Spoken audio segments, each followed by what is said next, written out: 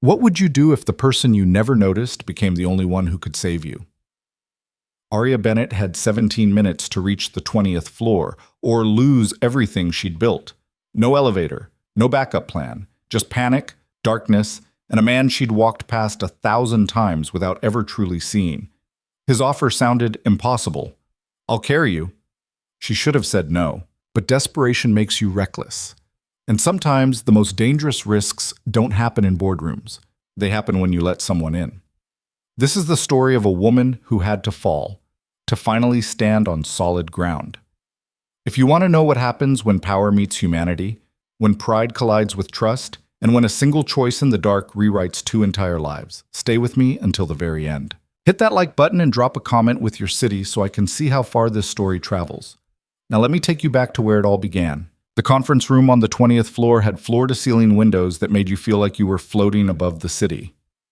Aria Bennett stood at the head of the table 3 hours earlier, watching her colleagues file in with the kind of sharp attention that missed nothing. She'd worn navy today, structured, unshakable, and her presentation deck sat loaded and ready on her laptop. This meeting would decide whether she kept her position or became another cautionary tale about women who reached too high, too fast. "Let's begin," said Richard Calloway, the CFO, settling into his chair with the casual authority of someone who'd never had to fight for his seat. Aria clicked to the first slide. Her voice came out steady, confident. She'd rehearsed this 70 times in her apartment, pacing between her kitchen and living room until her downstairs neighbor knocked on the ceiling with a broom handle. 15 minutes in, Theodore Chen, head of operations and her primary rival for the VP slot opening next quarter, leaned back in his chair. "This is ambitious, Aria. Maybe too ambitious. What happens when your team can't execute at this speed?" She didn't hesitate. "They will. I've already run the pilots.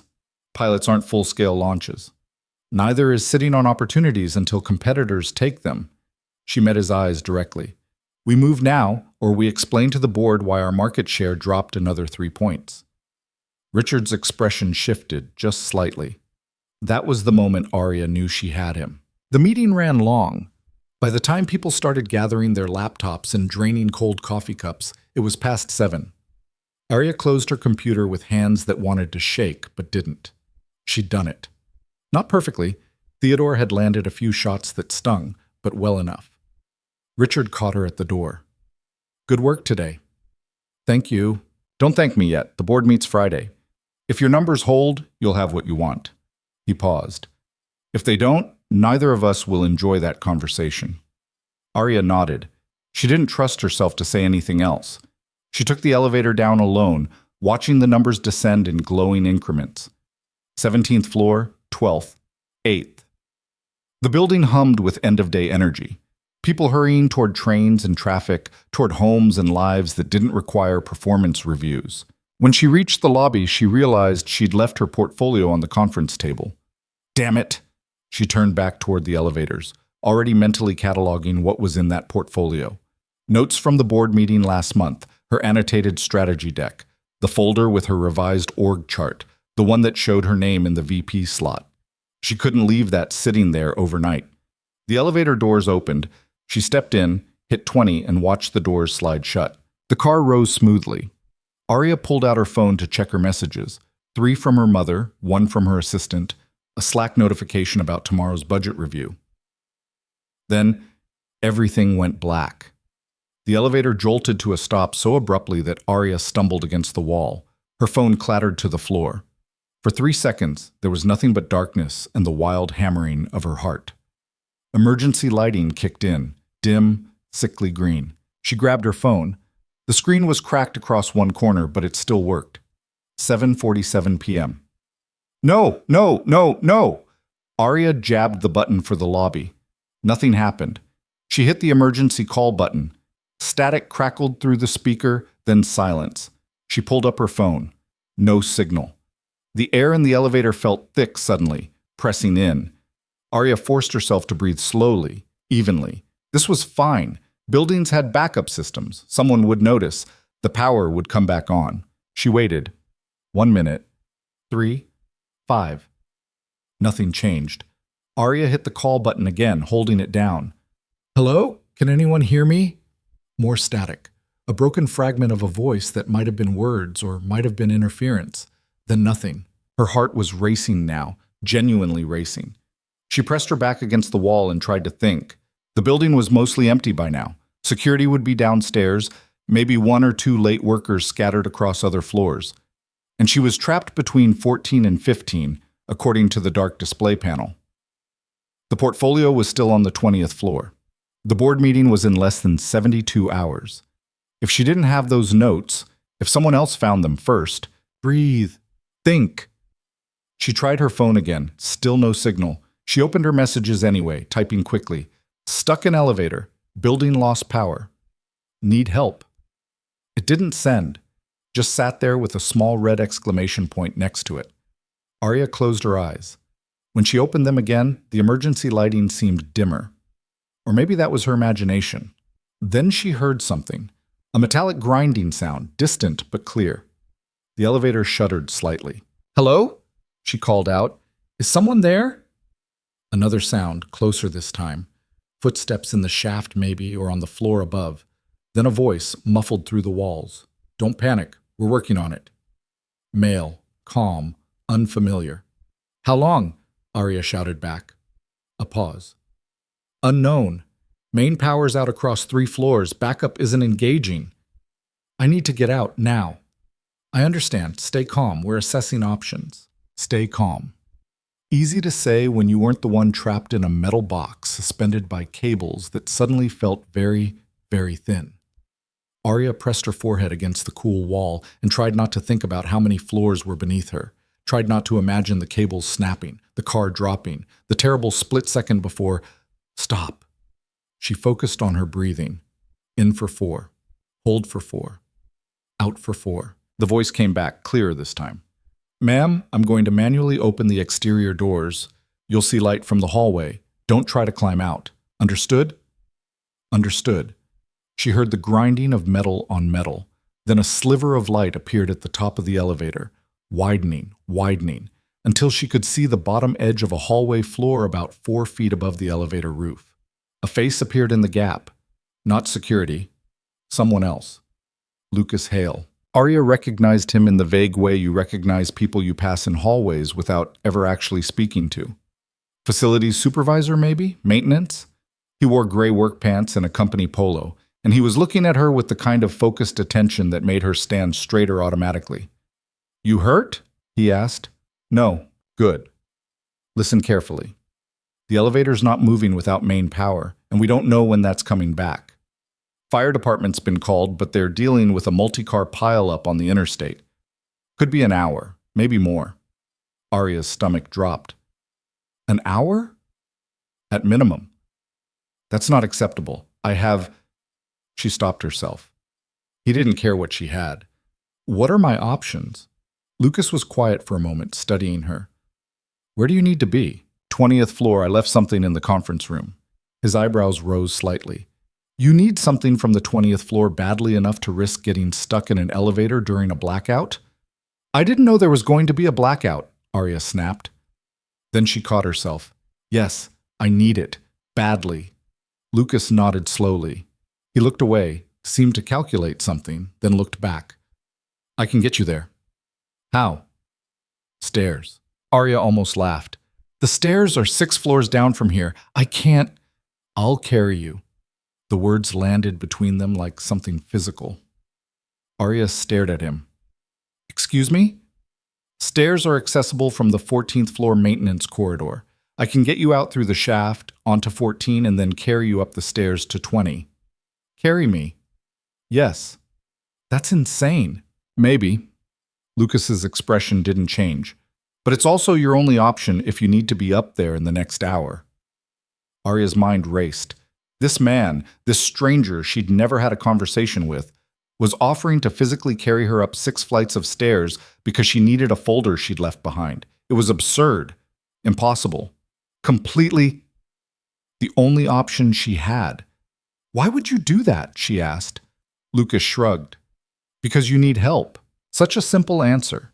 No negotiation, no angle, no price. Arya looked up at the gap in the doors, at the slice of hallway beyond. She thought about the portfolio, about Theodore Chen finding it tomorrow morning, about the board meeting on Friday, and everything she'd worked for circling the drain because she'd been careless. How do I get out of here?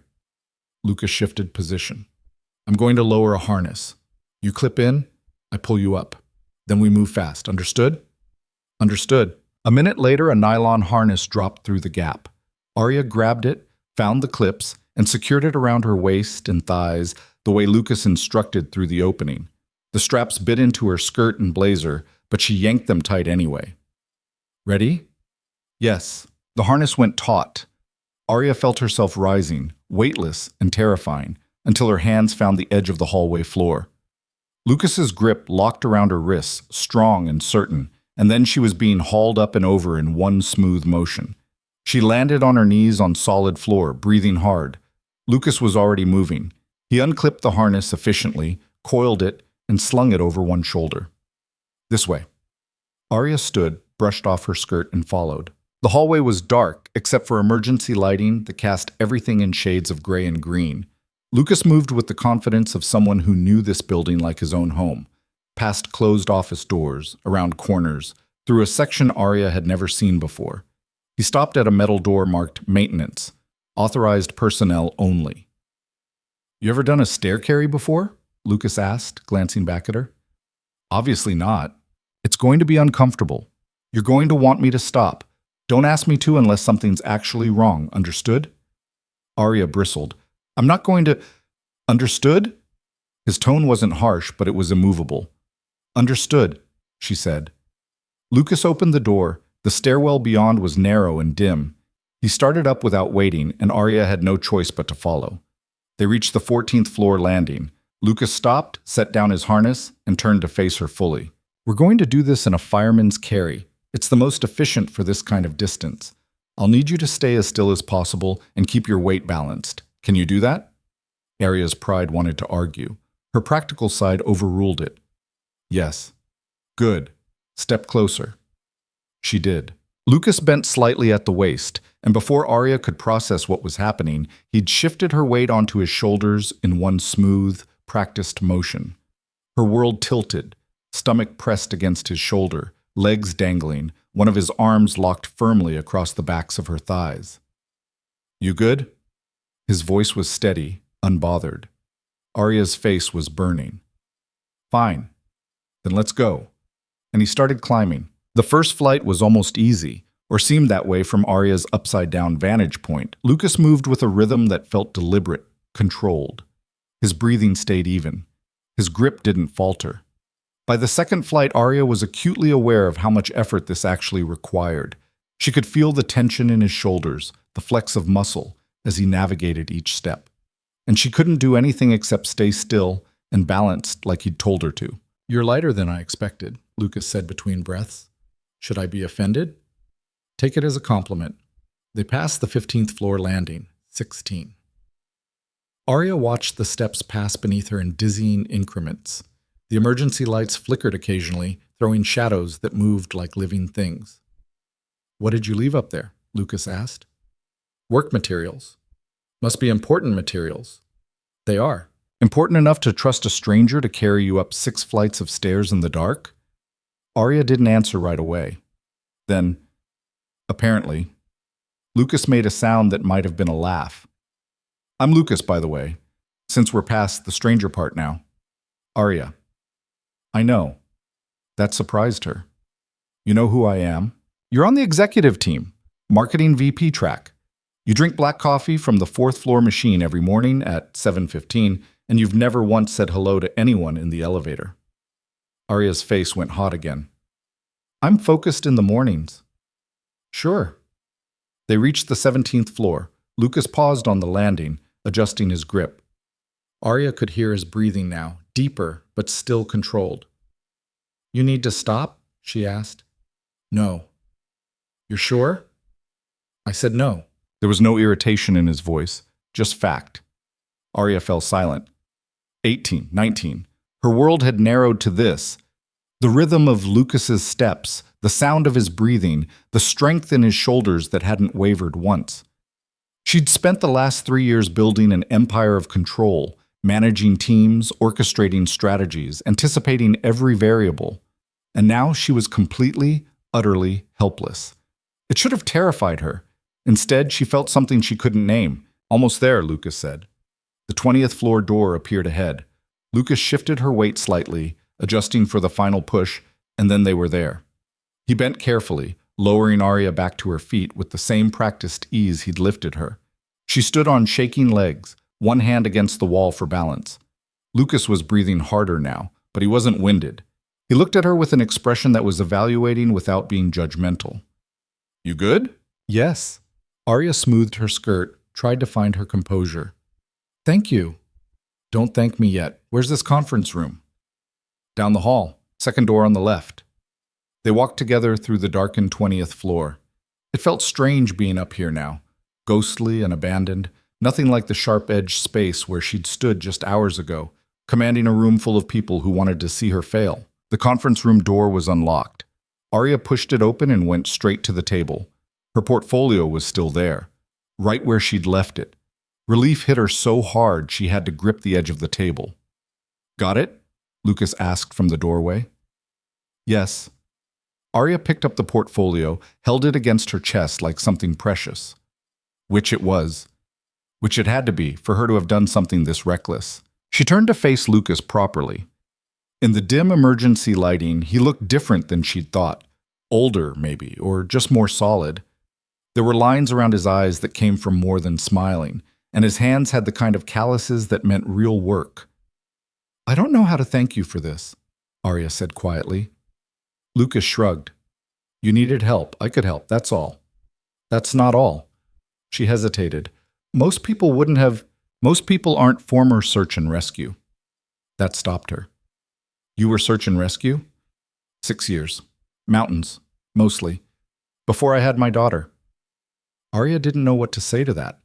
This man had pulled people out of collapsed buildings and avalanche debris, and now he fixed elevator panels in a corporate tower because he had a child to raise.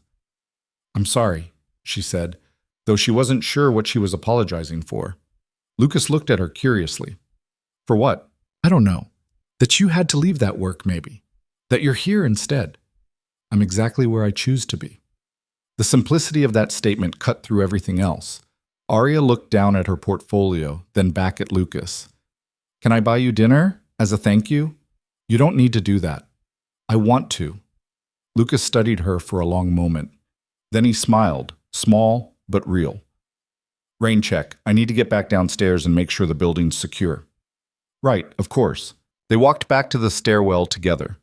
This time, Arya went down on her own feet, with Lucas a few steps ahead in case she stumbled in her heels on the dark stairs. When they reached the lobby, the main power was still out, but emergency generators had kicked in. Security was coordinating with firefighters who'd finally arrived. People clustered in small groups, waiting for elevators that wouldn't run until the system reset. Lucas walked Arya to the main entrance. "You going to be okay getting home?" he asked. "I'll manage." She looked at him, really looked at him, for the first time. "Thank you, Lucas. Seriously. You already said that." "I mean it." "I know." He nodded toward the street. "Get home safe, Arya." She walked out into the warm evening air, portfolio clutched tight, mind spinning. Behind her, Lucas Hale disappeared back into the building, back to whatever crisis needed managing next, back to being invisible. But Arya couldn't stop thinking about the way he'd carried her without hesitation, the way his grip had stayed steady when hers would have faltered, the way he'd looked at her in the conference room like she was someone worth seeing. She made it home an hour later, set the portfolio on her kitchen counter, poured a glass of wine she didn't drink, and realized something that made her hands shake all over again. She wanted to see him again, not to say thank you, not to repay a debt, just to see him. That should have been a warning. Instead, it felt like possibility. The next morning, Arya arrived at work at 7:10, 5 minutes earlier than usual. She took the stairs to the 4th floor, got her black coffee from the machine, and rode the elevator up to her office. She didn't see Lucas. She told herself that was fine, normal, expected. But she looked for him anyway. Her assistant Maya was waiting with the day's schedule. You have budget review at 9, the vendor call at 11, and Theodore wants 15 minutes sometime this afternoon. He didn't say what for. Of course he didn't. Arya set down her coffee. Move him to 4:30, make him wait. Maya grinned. Done. The morning passed in its usual controlled chaos. Arya presented revised budget projections, fielded questions from finance, and deflected 3 separate attempts by Theodore to undermine her recommendations. By lunch, she'd secured approval for 2 initiatives she'd been fighting for since March. She should have felt victorious. Instead, she felt restless. At 2 o'clock, she went down to the lobby, ostensibly to meet a client, actually to see if Lucas was around. He wasn't. Looking for someone? Asked Jake, one of the security guards. No, just waiting. Arya checked her phone like she had somewhere to be. Power's back fully online if that's what you're worried about. Lucas had the backup systems running by midnight. Her head came up. Lucas did? Yeah. Man's a wizard with electrical systems. Half the building would have been dark till Monday if he hadn't bypassed the damaged relay himself. Jake shook his head admiringly. He never makes a big deal about it, though, just does the work. Arya's client arrived before she could ask anything else. But that evening, she went looking. The facilities office was tucked into a corner of the second floor that Arya had never visited. She knocked on the open door. A woman in her 50s looked up from a desk covered in work orders. Help you? I'm looking for Lucas Hale. He's off today, back tomorrow. The woman's eyes sharpened with curiosity. You need maintenance for something? No, I just wanted to thank him for helping me during the blackout. Understanding crossed the woman's face. Oh, you're the one he carried up the stairs. Arya's face went hot. He told you about that? Didn't have to. Jake saw it on the security footage. Whole building knows by now. She smiled. Don't worry. People are impressed, not gossiping. Lucas doesn't do things halfway. Arya didn't know how to respond to that. You want me to tell him you stopped by? The woman asked. No, that's okay, thank you. Arya left quickly, mind racing. The whole building knew, which meant her team knew, which meant Theodore knew. That should have worried her. Instead, all she could think about was the fact that Lucas had stayed until midnight making sure the building was safe. That he'd bypassed a damaged relay himself rather than wait for contractors.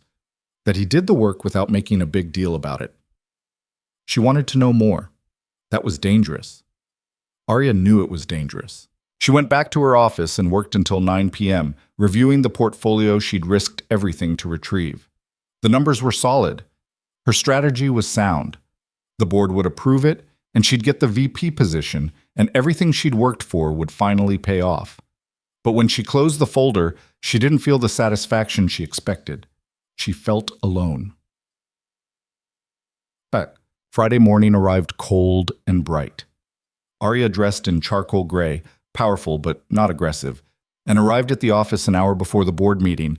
She ran through her presentation 3 more times, adjusted 2 slides, drank coffee that tasted like anxiety. At 9:55, she walked into the boardroom. Richard was already there. So was the CEO, Margaret Chen, Theodore's aunt, though everyone pretended that relationship didn't influence anything. 3 other board members sat around the table, reviewing papers and checking phones. Arya. Margaret's smile was perfectly professional and utterly cold. Please, begin. Arya opened her laptop, pulled up her deck, and delivered the presentation she'd built her entire career toward. She was flawless. Every question she answered with precision. Every challenge she countered with data. When Theodore's uncle, a board member Arya had somehow forgotten about, tried to derail her third-quarter projections, she pivoted smoothly and used his own concerns to strengthen her argument. 45 minutes later, she closed her laptop. Questions? Margaret asked the room. Silence. Then Richard leaned forward. I move to approve Ms. Bennett's proposal and recommend her for the VP position effective next quarter.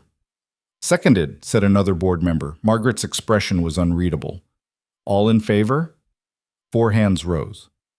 Opposed? 2 hands, Margaret's and Theodore's uncles. Motion carries. Margaret's voice was clipped. Congratulations, Ms. Bennett. We'll finalize the paperwork next week. Arya stood.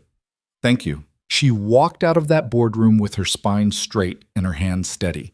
And the first person she wanted to tell was Lucas Hale. She found him that afternoon in the facilities corridor on 14, the same floor where he'd first pulled her out of the elevator shaft. He was replacing a junction box, sleeves rolled up, concentration absolute. Lucas, he looked up, surprised. Arya, everything okay? Everything's fine, better than fine, actually. She took a breath. I got the VP position. The board approved it this morning. Lucas set down his tools and stood. That's great. Congratulations. I wouldn't have made it to that meeting if you hadn't helped me Wednesday night. You would have found another way. No. Arya shook her head. I wouldn't have. And even if I had, I would have been rattled, unprepared. You gave me the time I needed. She paused. So thank you, again. Lucas smiled slightly. You really don't need to keep thanking me. Then let me buy you dinner instead. The words came out before she could stop them. Lucas's smile faded into something more careful. Arya, just dinner, as a thank you, nothing more. She was lying, and they both knew it. He studied her for a long moment. I have my daughter this weekend. I can't. Next week, then. I don't think that's a good idea. Why not? Lucas didn't answer right away. When he did, his voice was gentle but firm. Because you're about to be a VP, and I'm the guy who fixes the elevators. People will talk. I don't care what people say. You should. He picked up his tools again. You worked hard for this. Don't complicate it. Arya felt something sharp twist in her chest. So that's it? We just go back to being strangers. We were never strangers. Lucas met her eyes. But we're not friends either, and anything more than that would hurt you more than it would help. He wasn't wrong. Arya knew he wasn't wrong, but she hated that he was right. Okay, she said quietly. I understand. She turned to leave. Arya, she stopped. For what it's worth, Lucas said, I'm glad you got what you wanted. Arya looked back at him, at this man who'd carried her through darkness without asking for anything in return, who'd stayed until midnight to keep a building safe, who was turning her down because he thought it was the right thing to do. Yeah, she said. Me too. She walked away before he could see her face, and told herself this was better, safer, exactly what she'd always chosen. But for the first time in her life, safe felt like loss. The weekend passed in a fog of work Arya didn't need to do, and silence she couldn't fill. She reorganized her apartment twice, went through her closet and donated clothes she'd never wear again, and responded to emails that could have waited until Monday. Sunday evening, she stood in her kitchen with takeout containers she hadn't opened and admitted the truth to herself. She was avoiding the fact that Lucas had said no, not because he didn't want to, because he thought it would hurt her. That made it worse somehow. Monday morning arrived with rain that turned the city gray and soft.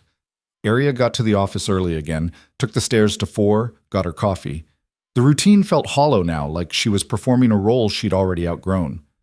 Maya was waiting with a stack of messages and a knowing look.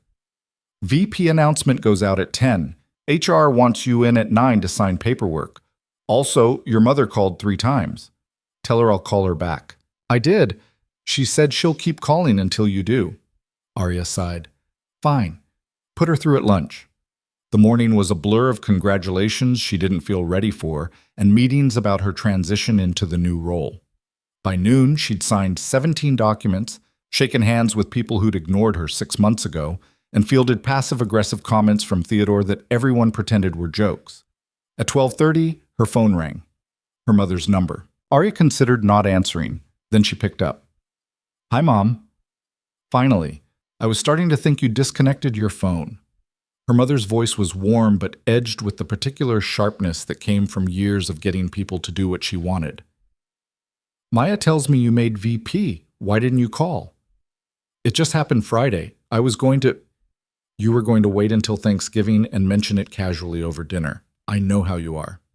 A pause. I'm proud of you, Arya. Something in Arya's chest loosened. Thanks, Mom. Now, when are you coming home? Your father wants to take you to dinner. Celebrate properly. I don't know. Work is always busy. That's not new. Her mother's tone shifted, became gentler. You sound tired, honey. Are you sleeping? I'm fine. That's not what I asked. Arya closed her eyes. Her mother had a way of cutting through defenses that had taken Arya years to build. I'm sleeping enough. Enough isn't the same as well. Another pause. What's wrong? Nothing's wrong. I just got promoted. Which is why I know something's wrong. You should sound happy. You sound like you're at a funeral. Arya almost laughed. I'm happy, Mom, I promise. Liar. But there was affection in it. Come home this weekend. Let us celebrate. You can tell me what's actually going on when you're ready. I'll think about it. That means no, but I'll take it. Her mother sighed. I love you, Arya, even when you're being stubborn. Love you too. Arya hung up and stared at her desk. Her mother was right. She should be happy. She'd worked for this promotion since the day she started at this company. She'd sacrificed weekends and relationships and any semblance of a social life to get here. And all she could think about was a man who'd carried her up 6 flights of stairs and then walked away because he thought it was the right thing to do. She forced herself to focus. There were contracts to review, a team restructured a plan, and a presentation for the executive leadership meeting on Wednesday. She buried herself in work until her assistant knocked on her door at 6. You need to go home, Maya said. I'm fine. You've been staring at the same spreadsheet for 20 minutes without moving. Go home. Arya looked at her screen. Maya was right. Okay, fine. She packed up her laptop, grabbed her coat, and took the elevator down. The building was quieter now, that strange in-between time when the day shift had left, but the night cleaning crews hadn't arrived yet. Her heels echoed on the marble floor. She was halfway to the exit when she saw him. Lucas was in the lobby, talking to Jake at the security desk. He was laughing at something Jake had said, relaxed in a way Arya had never seen him. It made him look younger, more open. Then he glanced up and saw her. The laughter faded, not into coldness, into something more complicated. Arya should have kept walking. Instead, she changed direction and headed toward them. Evening, Jake said cheerfully. Congratulations on the promotion, Ms. Bennett. Thank you, Jake. Lucas nodded at her. Arya. Lucas. An awkward silence stretched between them. Jake looked from Arya to Lucas and back again, clearly sensing something but too professional to comment. I should finish my rounds, Jake said. Lucas, I'll catch up with you later.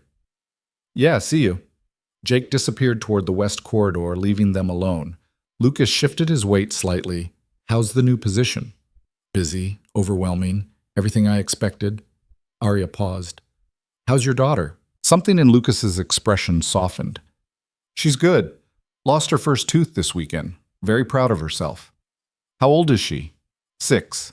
Almost 7. Arya tried to imagine Lucas with a 6-year-old and found she could picture it easily, patient, steady, completely present in a way most people never managed.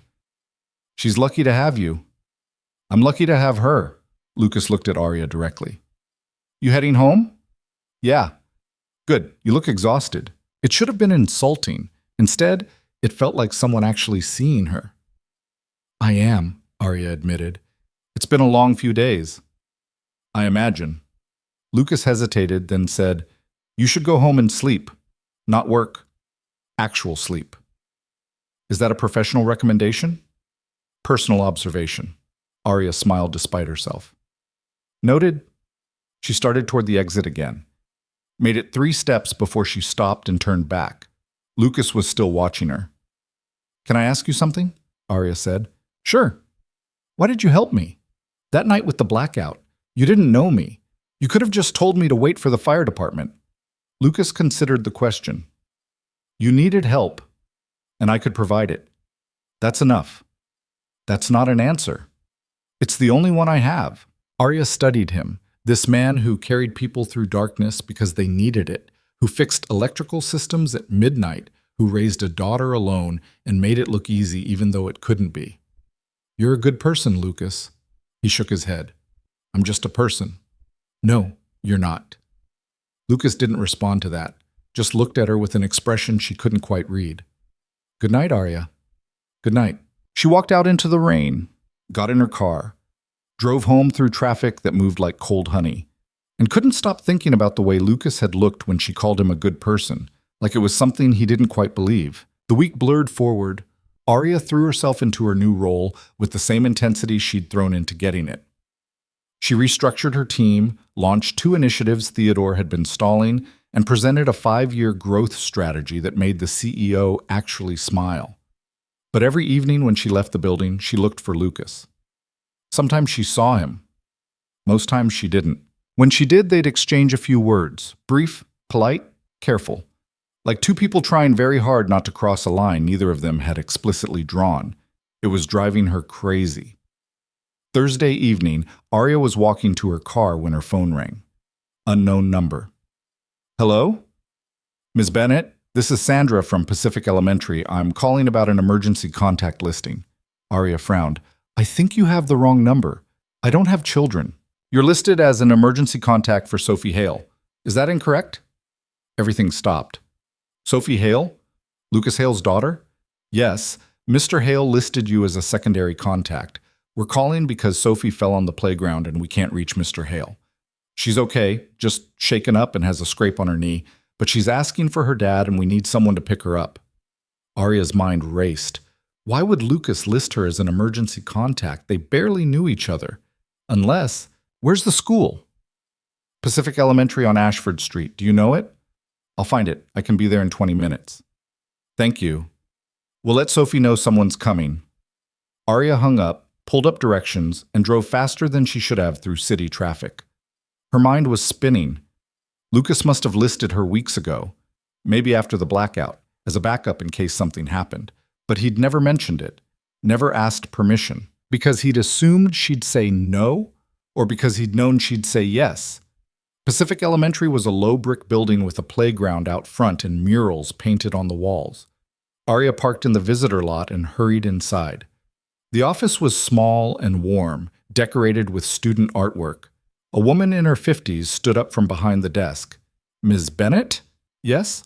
Thank you for coming. Sophie's in the nurse's office. This way. Arya followed her down a hallway that smelled like cafeteria food and floor cleaner.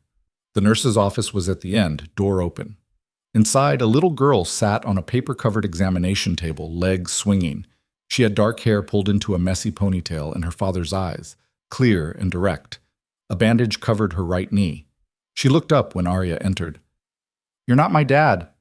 No, I'm Arya. Your dad couldn't get here right away, so they called me instead. Sophie considered this. Are you his girlfriend? Arya's face went hot. No, just a friend. He doesn't have friends who are girls. Well, now he has one. Arya knelt down so they were eye level. How's your knee? It hurts, but I didn't cry. Sophie said this with the fierce pride of someone who'd been brave when it mattered. That's really impressive. I probably would have cried. Sophie looked skeptical. Really? Really? I'm not good with blood. That seemed to satisfy her. Sophie relaxed slightly. Can you call my dad? I want to tell him I was brave. Of course. Arya pulled out her phone and realized she didn't have Lucas's number. She looked at Sandra. Do you have his contact information? I'll get it. Sandra left. Arya stayed with Sophie, who was now swinging her legs again and looking around the nurse's office with the boredom of someone who'd been sitting still too long. Do you work with my dad? Sophie asked. Sort of. We work in the same building. Do you like it there? Most days. My dad says his job is boring but important. Sophie wrinkled her nose. I don't want a boring job when I grow up. What do you want to do? Astronaut. Or baker. I haven't decided. Arya smiled. Those are both good choices. What's your job? I help companies decide what to sell and how to sell it. Sophie looked unimpressed. That sounds boring too. It can be, but sometimes it's like solving a puzzle. I like puzzles. Then maybe you'd be good at it. Sandra returned with a post-it note. Here's Mr. Hale's number. I tried calling again, but it's still going to voicemail. He's probably in a dead zone. Arya took the note, dialed. It rang 4 times, then voicemail. Lucas's voice, familiar and steady. You've reached Lucas. Leave a message. Lucas, it's Arya. I'm at Sophie's school. She had a fall on the playground, but she's okay. They couldn't reach you, so they called me. We're in the nurse's office. Call when you get this. She hung up and looked at Sophie. Your dad will call back soon. In the meantime, do you want to get out of here? Sophie's face brightened. Can we? Arya looked at Sandra. Is she cleared to leave? As long as she's with an authorized adult, yes. Just sign her out at the front desk. 10 minutes later, Arya was walking across the parking lot with a 6-year-old who was telling her in great detail about the swing set incident that had led to the scraped knee. And then Tyler said I couldn't go as high as him, but I totally could, and I did, except then I jumped off and my shoe got stuck, and I landed wrong. Sophie looked up at Arya. But I didn't cry. I heard. That was very brave. Are you going to tell my dad I jumped off the swing? Arya bit back a smile. Do you think I should? Sophie considered this seriously. Maybe not. He gets worried. I think he gets worried because he loves you. I know, but sometimes I want to do cool stuff without him being scared. They reached Arya's car. Sophie stopped. This is your car? Yes. It's really clean. Is that surprising? My dad's car has goldfish crackers everywhere. Sophie said this like it was a simple fact of the universe. Arya unlocked the doors. Well, I don't usually drive around 6-year-olds, so that probably helps. Sophie climbed into the back seat. Arya helped her with the seatbelt, feeling completely out of her depth. She'd never been around children much, had never particularly wanted to, but Sophie was watching her with those clear, assessing eyes, and Arya found herself wanting to measure up. Where are we going? Sophie asked as Arya started the car. Good question. Where would you like to go? Ice cream. Your dad might not want you to have ice cream before dinner. He's not here. Sophie grinned, mischievous and charming in equal measure. Arya should have said no. Should have driven Sophie home and waited for Lucas there like a responsible adult. Instead, she said, okay, but just this once, and you have to promise to eat actual dinner later. Promise. They ended up at a small ice cream shop 3 blocks from the school. Sophie got chocolate chip cookie dough in a waffle cone. Arya got nothing, just watched as Sophie attacked the cone with single-minded focus. You're not having any? Sophie asked between licks. I'm not hungry. My dad says that when he's sad. Arya looked at her, surprised. What makes you think I'm sad? Sophie shrugged. You look like my dad looked after my mom left. Like you're pretending everything's okay. The observation was so unexpectedly sharp that Arya didn't know how to respond. She settled for honesty. Sometimes grown-ups get tired. It's not the same as sad. Okay. Sophie didn't sound convinced, but she let it drop. Do you like my dad? Arya's carefully constructed defenses crumbled. Yes, I do. Then why don't you smile more when you talk about him? That's, complicated. Everything's complicated when you're a grown-up. Sophie bit into her cone. My dad says life gets easier when you stop making everything so hard. Arya wondered what Lucas would think about his 6-year-old dispensing life advice in an ice cream shop. Your dad sounds very wise. He is, except about vegetables. He makes me eat broccoli even though it's disgusting. They stayed in the ice cream shop until Sophie finished her cone and Arya's phone rang. Lucas. Hello? Arya. His voice was tight. Is Sophie okay? I just got your message. I was in the subway and my phone died. I'm heading to the school now. We're not at the school. Sophie's fine. We're at... Arya looked at Sophie. What's this place called? Sweet Dreams Ice Cream. We're at Sweet Dreams Ice Cream on Maple Street, Arya told Lucas. She's completely fine, just a scraped knee. A long pause. Then, you took her for ice cream? She was very persuasive. I'm sure she was. Lucas's voice had shifted, still worried, but with an edge of something that might have been amusement. I'll be there in 10 minutes. Okay. He hung up. Arya pocketed her phone and looked at Sophie. Your dad's on his way. Is he mad? I don't think so.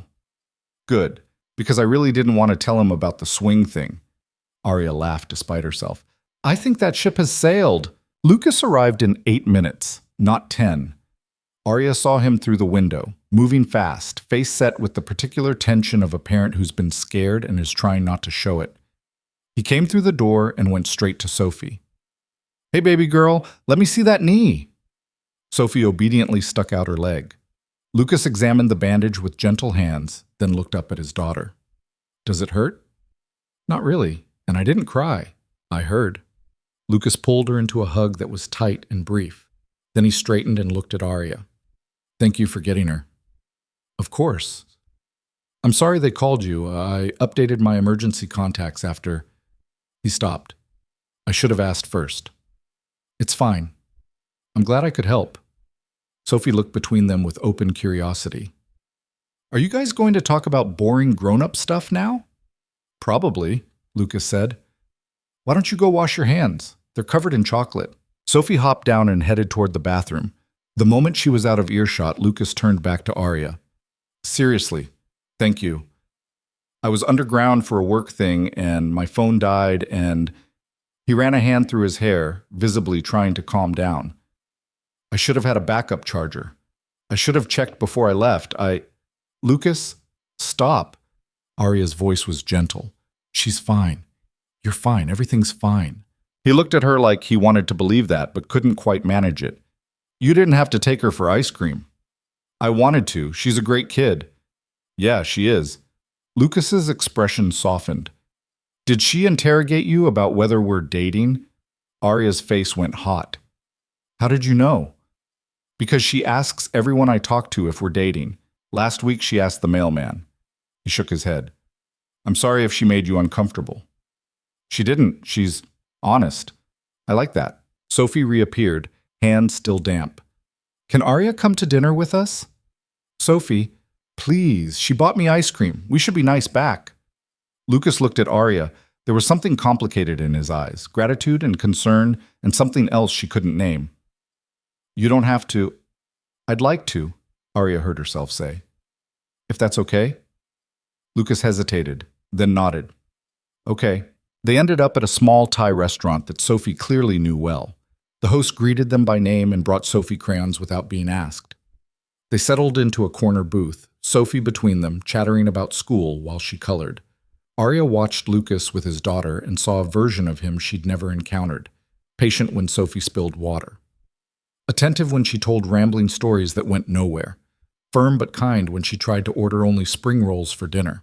You need protein, Soph. Spring rolls have vegetables. Vegetables are healthy. Nice try. Pick a real entree.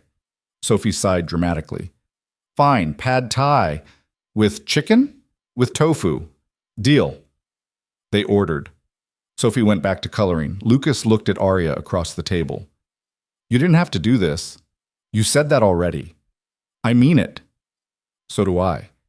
Arya glanced at Sophie, who was now drawing what appeared to be a dragon-breathing rainbow fire. She's wonderful, Lucas. Something in his face shifted. Yeah, she is. How long have you been on your own with her? 3 years. Her mom left when Sophie was 3. He said it matter-of-factly, but Arya heard the weight underneath. Said she wasn't ready to be a parent, which was fair, I guess. Better to leave than stay and resent us both. That must have been hard. It was, but we figured it out. Lucas looked at his daughter with an expression that was pure, uncomplicated love. She's the best thing I ever did.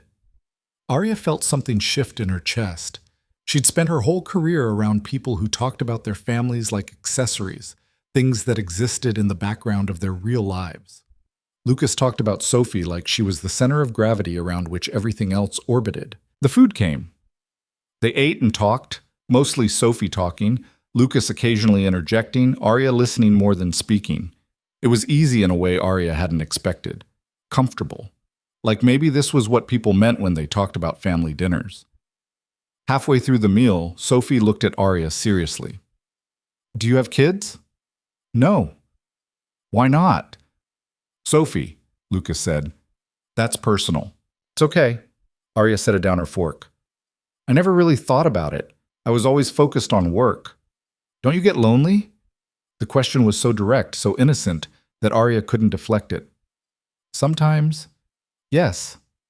Sophie nodded like this made perfect sense. My dad gets lonely too. That's why I think he should have a girlfriend. Sophie, what? You do. You get all quiet sometimes, and I know you're thinking about being alone. Lucas's face had gone red. We're not talking about this right now. Why not? Because we're eating dinner with a guest, and this is not appropriate dinner conversation. Sophie looked at Arya. Is it inappropriate? Arya was trying very hard not to laugh. Maybe a little. Fine. Sophie went back to her pad thai. Then, after exactly 3 seconds, but I still think you should date someone. You're nice, and you fix things, and you make good pancakes. That's quite a resume, Arya said, not looking at Lucas. I know. Sophie was completely serious. Any girl would be lucky. Lucas dropped his face into his hands. I'm going to talk to her teacher about boundaries. Good luck with that, Arya said. They finished dinner. Lucas paid, insisted on it despite Arya's protests. They walked out into the cool evening air. Sophie was yawning now, the excitement of the day catching up with her. Lucas lifted her easily, settling her on his hip. She laid her head on his shoulder without protest. Thank you again, Lucas said to Arya. For everything. Stop thanking me. Can't help it. He shifted Sophie's weight. Can I walk you to your car? I'm parked right there. Then I'll watch you get in safely. They stood there for a moment. Arya, Lucas, and a 6-year-old falling asleep on her father's shoulder. The streetlights made everything soft and amber. Arya didn't want to leave. Good night, Sophie, she said quietly. Sophie lifted her head slightly. Night, Arya. Thanks for the ice cream. You're welcome. Arya looked at Lucas.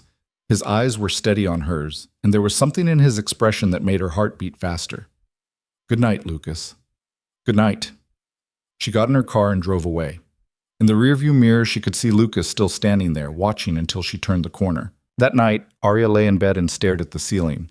She should be thinking about work, about the presentations she had coming up, the team dynamics she needed to navigate, the political landmines waiting to explode. Instead, she thought about a little girl asking if she was lonely, about Lucas carrying his sleeping daughter like she weighed nothing, about the way he'd looked at her across a table in a Thai restaurant and made her feel seen in a way no boardroom ever had. She was in trouble. She knew she was in trouble. And for the first time in her life, she didn't want to calculate her way out of it. Friday morning, Arya arrived at work with a plan. She would focus on her job. She would stop looking for Lucas in the lobby. She would be professional and disciplined and smart. The plan lasted until 10 a.m. when Maya knocked on her door. There's someone here to see you. Says it's personal. Arya looked up from her laptop. Who? Wouldn't say. Just asked for you by name. Arya frowned. Send them in. Maya disappeared. A moment later, Theodore Chen walked into her office and closed the door behind him. Arya's defenses went up immediately. Theodore, what can I do for you? He sat down without being invited. We need to talk about your relationship with Lucas Hale. Everything went cold. Excuse me? The facility's supervisor. I understand you've been spending time with him. Theodore's smile was thin and sharp. And with his daughter, Arya kept her voice level. I don't see how that's your business. It becomes my business when it affects the company's reputation. When a newly promoted VP is seen taking an employee's child for ice cream, he shook his head. It looks bad, Arya. Nothing inappropriate is happening. I didn't say it was, but perception matters. Theodore leaned forward. People are talking, wondering if maybe Lucas helped you during the blackout because you two were already involved. Wondering if that's why you got the VP slot. Rage flared in Arya's chest. I got the VP slot because I earned it. I know that, but not everyone does. His expression shifted into something that might have been sympathy if it weren't so calculated. I'm trying to help you, Arya. You're good at what you do. Don't let some personal entanglement ruin that. There's no entanglement? Then prove it. Distance yourself. Make it clear that whatever this is, it's nothing. Arya met his eyes. Get out of my office. Theodore stood. Think about what I said. Your career is too important to throw away for someone who fixes elevators. He left. Arya sat at her desk, hands shaking with fury she couldn't afford to show. She'd worked too hard to let Theodore Chen or anyone else weaponize her personal life against her. But he was right about one thing. Perception mattered. And the perception was already damaging her. She thought about Lucas telling her they should stay away from each other because it would hurt her career. About how he'd been right and she'd ignored it anyway. About how much worse it would get if she didn't stop now. That evening, Arya went looking for Lucas. Found him in the facilities office, updating work orders on an ancient desktop computer. Arya. He looked surprised. Everything okay? Can we talk privately? Lucas glanced at his coworker, who was pointedly not looking at them. Yeah, let's go outside. They walked to the loading dock. a concrete platform behind the building where delivery trucks pulled in during the day. It was empty now, quiet except for distant traffic. Lucas leaned against the railing. What's wrong? Arya took a breath. Theodore knows about dinner last night, about me picking up Sophie. He's making it into something it's not, and he's using it against me. Lucas's expression darkened. What did he say? That people are talking, that it looks inappropriate. She met his eyes. He's right, Lucas. Not about it being inappropriate, but about how it looks. So what are you saying? I'm saying you were right. We can't do this. Whatever this is, friendship or something more, we can't. Lucas was quiet for a long moment. Is that what you want? It doesn't matter what I want. It matters what's smart. That's not an answer. Arya's throat tightened. No, it's not what I want, but it's what needs to happen. Lucas looked at her like he was seeing past every defense she'd ever built. You're going to let Theodore Chen dictate your life? I'm going to protect what I've worked for. By walking away from everyone who doesn't fit into your plan. That's not fair. Isn't it? Lucas straightened. You're scared, Arya, I get it.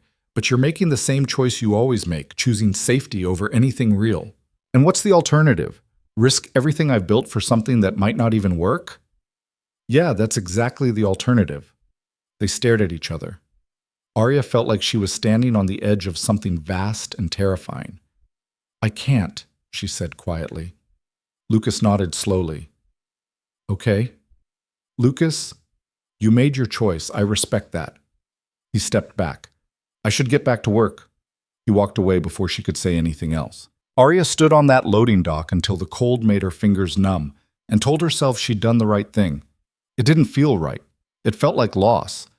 But she'd learned a long time ago that the right choice and the easy choice were rarely the same thing, and she'd just made the right one, even if it was destroying her. The weekend was worse than Arya expected. She spent Saturday morning running errands she didn't need to do, reorganizing her closet for the third time in 2 weeks, and staring at her phone like it might offer answers it didn't have. By Sunday afternoon, she was sitting on her couch with a glass of wine she wasn't drinking, watching rain streak down her windows and wondering when exactly her life had become something she wanted to escape from. Her mother called at 4. You're not coming home, are you? No greeting, just the question. I have work tomorrow. I can't. You always have work, Arya. That's not new. Her mother sighed. What happened? Nothing happened. You're lying again. You're terrible at it, by the way. Always have been. A pause. Does this have anything to do with that man Maya mentioned? Arya sat up straighter. Maya told you about Lucas? She mentioned you've been spending time with someone. Didn't give me details. She's loyal to you, which I appreciate, but I could hear it in her voice. She likes him. Another pause. Do you? Arya closed her eyes. It doesn't matter. That means yes. Mom, let me guess. He doesn't fit into your 5-year plan. Or your colleagues don't approve, or you've decided that being happy is somehow less important than being successful. Her mother's voice was sharp now. Which is it? All of the above. Then you're being stupid. Arya almost laughed. Thanks for the support. I'm serious. I didn't raise you to be a coward, Arya. I raised you to be strong. There's a difference. Her mother's tone softened. Your father and I didn't have a plan when we met. He was a line cook and I was trying to finish nursing school. Everyone told me I could do better, that I should focus on my career. Arya had heard this story before, but never quite like this. What changed your mind? She asked quietly. I realized that doing better and being better are different things. Your father made me better, kinder, more patient, more myself. A beat. Don't throw away something real because it doesn't look like what you expected, honey. You'll regret it. They talked for another 20 minutes, about nothing important, just the comfortable rhythm of a daughter and mother who'd learned how to be honest with each other. When Arya hung up, the apartment felt quieter than before. She looked at her phone, opened her contacts, stared at Lucas's number, the one she'd gotten from the school and saved without really thinking about it. She could call him, apologize, tell him she'd made a mistake. But what would that solve?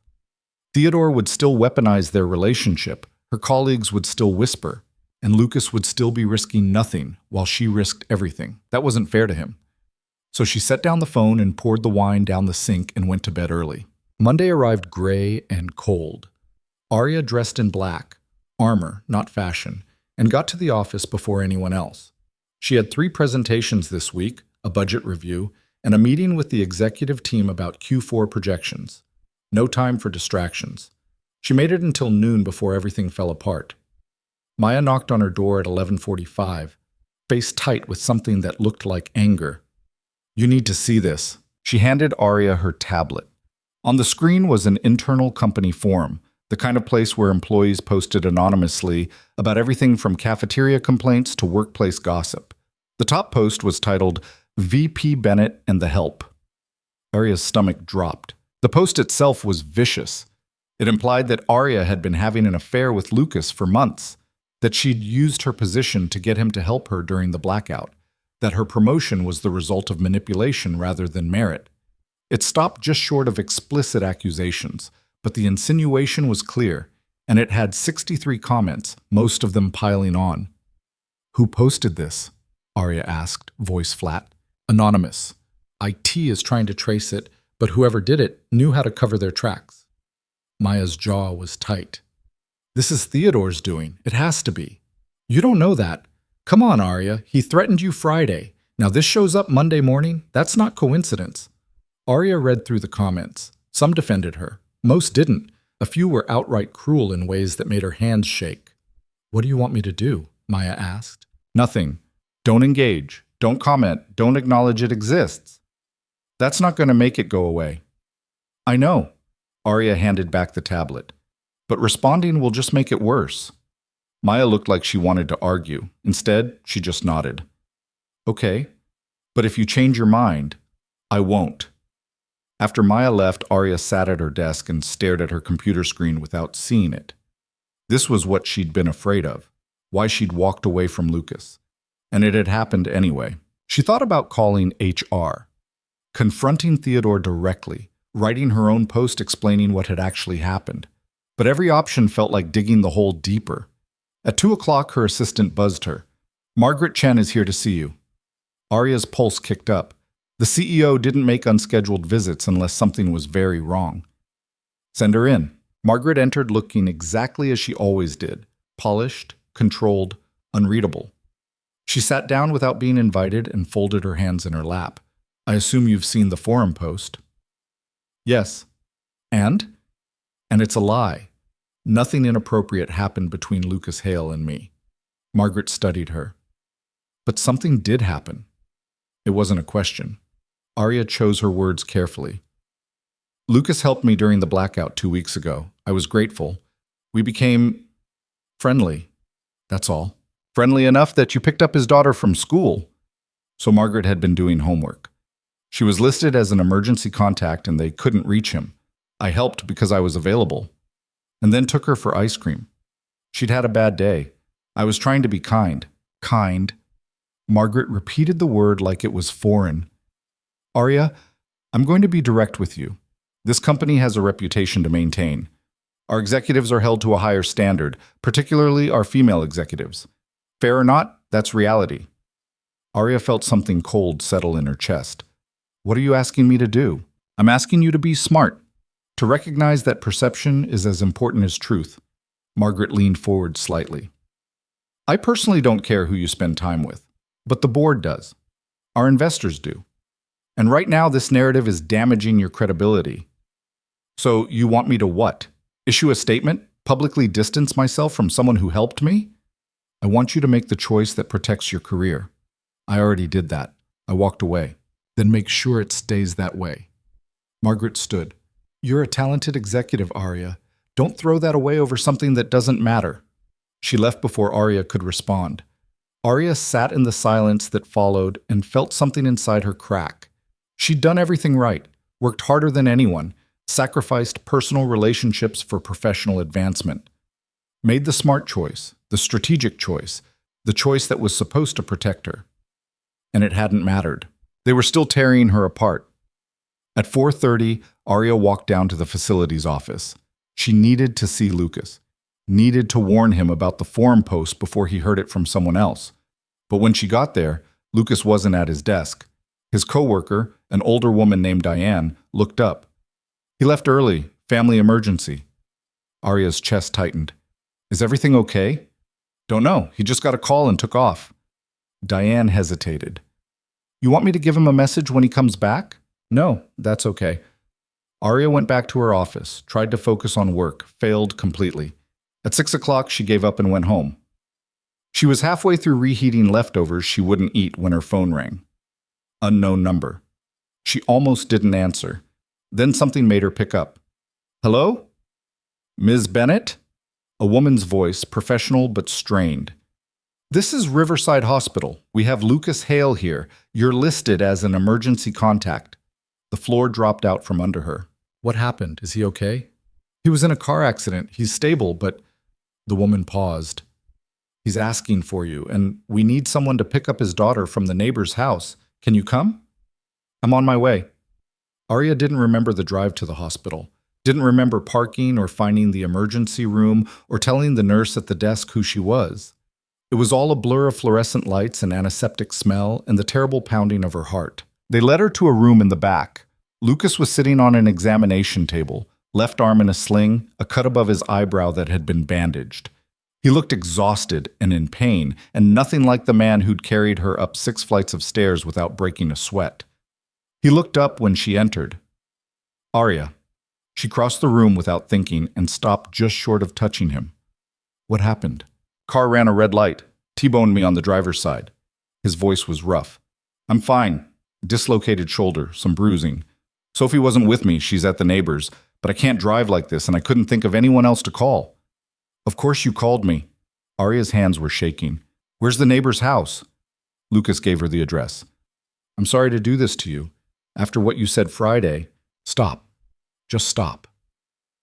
Arya looked at him, really looked at him, at the exhaustion in his eyes and the careful way he was holding his injured arm, and the fact that he'd called her because he had no one else. I'll get Sophie. You focus on getting cleared to leave. Arya, we'll talk later. Right now, just let me help. She left before he could argue. The neighbor's house was a small ranch-style place 15 minutes from the hospital. An older woman answered the door with Sophie hovering behind her. You must be Arya. I'm Carol. She stepped aside. Sophie's been worried. Sophie ran to Arya immediately. Where's my dad? Is he okay? Arya knelt down so they were eye level. He's okay. He was in a car accident, but he's not badly hurt. Just his shoulder. He's at the hospital, and he asked me to come get you. Sophie's eyes were wide and scared. Can I see him? Yes, we're going there right now. They drove back to the hospital with Sophie asking questions the whole way. Was he bleeding? Did he cry? Would his shoulder get better? Could she draw on his cast if he had one? Arya answered as best she could, keeping her voice calm, even though her hands were still shaking.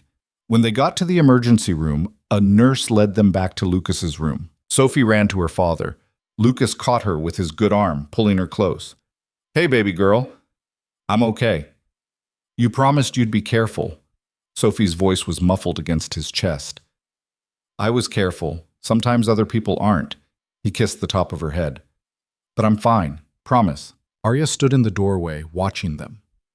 This man had no one else. No family nearby, no partner, no backup plan except a neighbor and someone he'd known for 2 weeks. And he was still trying to comfort his daughter like everything was under control. A doctor came in 20 minutes later. Mr. Hale, you're cleared to leave, but you can't drive for at least a week, and you'll need to keep that shoulder immobilized. Do you have someone who can help at home? Lucas glanced at Arya. I'll figure something out. He'll stay with me, Arya heard herself say. Everyone looked at her. What? Lucas said.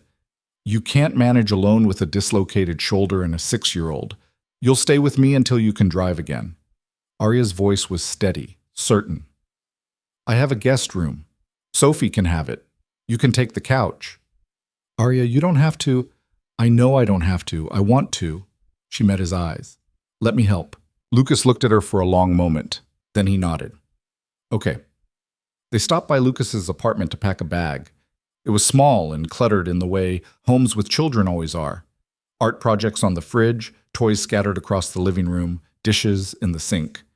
Sophie ran to her room to grab her stuffed animals while Arya helped Lucas pack clothes one-handed. This is a bad idea, Lucas said quietly. Probably. People are going to talk more. Let them. Arya. She turned to face him. I spent all weekend convincing myself that walking away from you was the smart choice. And maybe it was. But sitting in that hospital waiting room, not knowing if you were okay, her voice caught. I don't want to be smart anymore, Lucas. I want to be honest. What does that mean? It means I care about you and Sophie, and I'm tired of pretending I don't just because it makes my life easier. Lucas was quiet. Then, this is going to get messy. I know. Theodore is going to use it against you. Probably. You could lose everything you've worked for. Maybe. Arya stepped closer. But I already lost something when I walked away from you, and I don't want to lose any more. Sophie appeared in the doorway with a backpack shaped like a unicorn. I'm ready. They drove to Arya's apartment.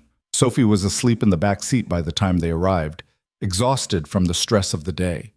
Lucas carried her up with his good arm while Arya brought the bags.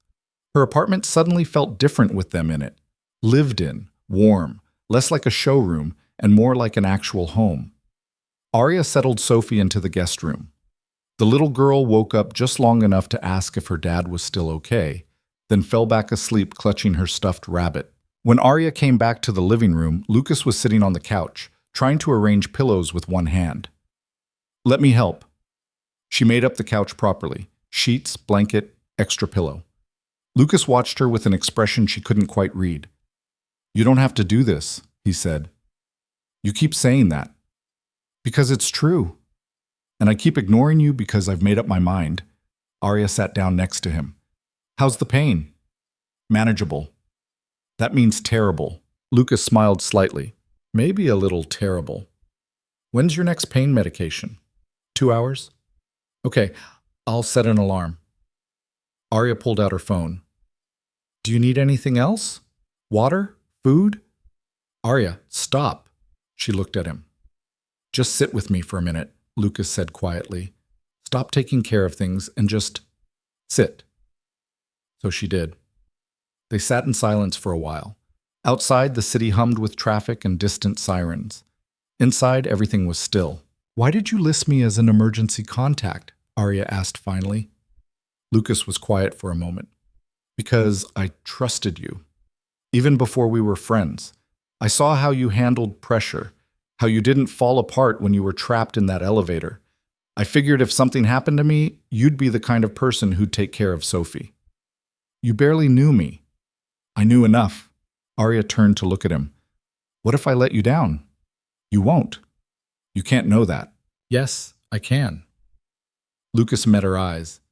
You think you're selfish, Arya, that you only care about your career, but you drove across the city to pick up a kid you'd just met. You brought us into your home because I couldn't manage alone. That's not selfish. It's just basic human decency. Most people don't have that. Arya didn't know what to say to that, so she just sat there, close enough to Lucas that their shoulders were almost touching, and let herself be still. At some point, she must have fallen asleep on the couch because she woke up at 3 a.m. with a blanket over her and Lucas asleep in the chair across from her, too stubborn to wake her up and claim the couch for himself. She should have felt annoyed. Instead, she felt something warm and terrifying that she wasn't ready to name. The next morning, Arya woke up to the smell of burning toast and a 6-year-old standing in her kitchen trying to reach the cereal. Morning, Sophie said cheerfully. I was trying to make breakfast, but I couldn't find anything. Arya sat up, disoriented. Where's your dad? Still asleep. He looked tired, so I didn't wake him up. Sophie climbed onto a stool. Do you have pancake mix? I don't think so. Eggs? Maybe. Sophie looked at her like she was personally disappointed. My dad always has breakfast food. Your dad has a 6-year-old. I have a job. You have a job and you're a grown-up. You should have food. Arya couldn't argue with that logic. She got up and checked the fridge. 2 eggs, some questionable milk, and half a container of yogurt. Looks like we're going out for breakfast, she said. They ended up at a diner 3 blocks away. Sophie ordered chocolate chip pancakes with whipped cream. Arya got coffee and toast she didn't eat. Lucas had texted that he was awake and feeling better, but Arya made him promise to stay put until they got back. Are you my dad's girlfriend now? Sophie asked, around a mouthful of pancake. Sophie, don't talk with your mouth full. Sophie swallowed. Are you? Arya considered the question. I don't know what we are. We're friends. But you like him. Yes. And he likes you, I can tell. You're very perceptive. I don't know what that means, but it sounds good. Sophie took another bite. I think you should be his girlfriend. He's lonely. And you're lonely too. What makes you think I'm lonely? You have a really big apartment and no one lives there except you. And you eat dinner by yourself. And you look sad sometimes when you think no one's watching. Sophie said all of this matter-of-factly, like she was listing observable facts. My dad looks the same way. Arya felt her throat tighten. Being alone isn't the same as being lonely. My teacher says everyone needs people. Otherwise, you get sad. Sophie pushed whipped cream around her plate. I think that's true. They finished breakfast and walked back to the apartment. Lucas was up and dressed, moving carefully around the kitchen with his arm still in the sling. You were supposed to rest, Arya said. I was. Then I got bored. He looked at Sophie. You have fun? Arya doesn't have any breakfast food. We had to go to a diner. I'm aware of my grocery shortcomings, thank you, Arya said dryly. Lucas smiled. I can go shopping later if you give me a list. You can't drive. I can walk. There's a store 2 blocks away. You have a dislocated shoulder, which is in my left arm.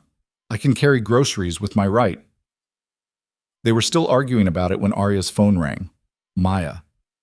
I need to take this, Arya said, stepping into the bedroom. What's wrong?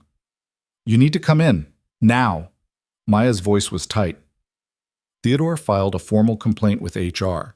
Says you're having an inappropriate relationship with a subordinate employee. They're opening an investigation. Arya's blood went cold. When? This morning. Margaret wants to see you at 10. Arya, this is serious. They could fire you. I didn't do anything wrong. I know, but that might not matter. Maya paused. Where are you right now? Arya looked at the closed bedroom door. Beyond it, she could hear Lucas and Sophie talking, their voices low and comfortable. I'm at home. I'll be there in an hour. She hung up and stood there for a moment, gathering herself. This was it. The moment where everything she'd been afraid of became real. She could walk away again, send Lucas and Sophie home, distance herself and fight the investigation from a position of safety.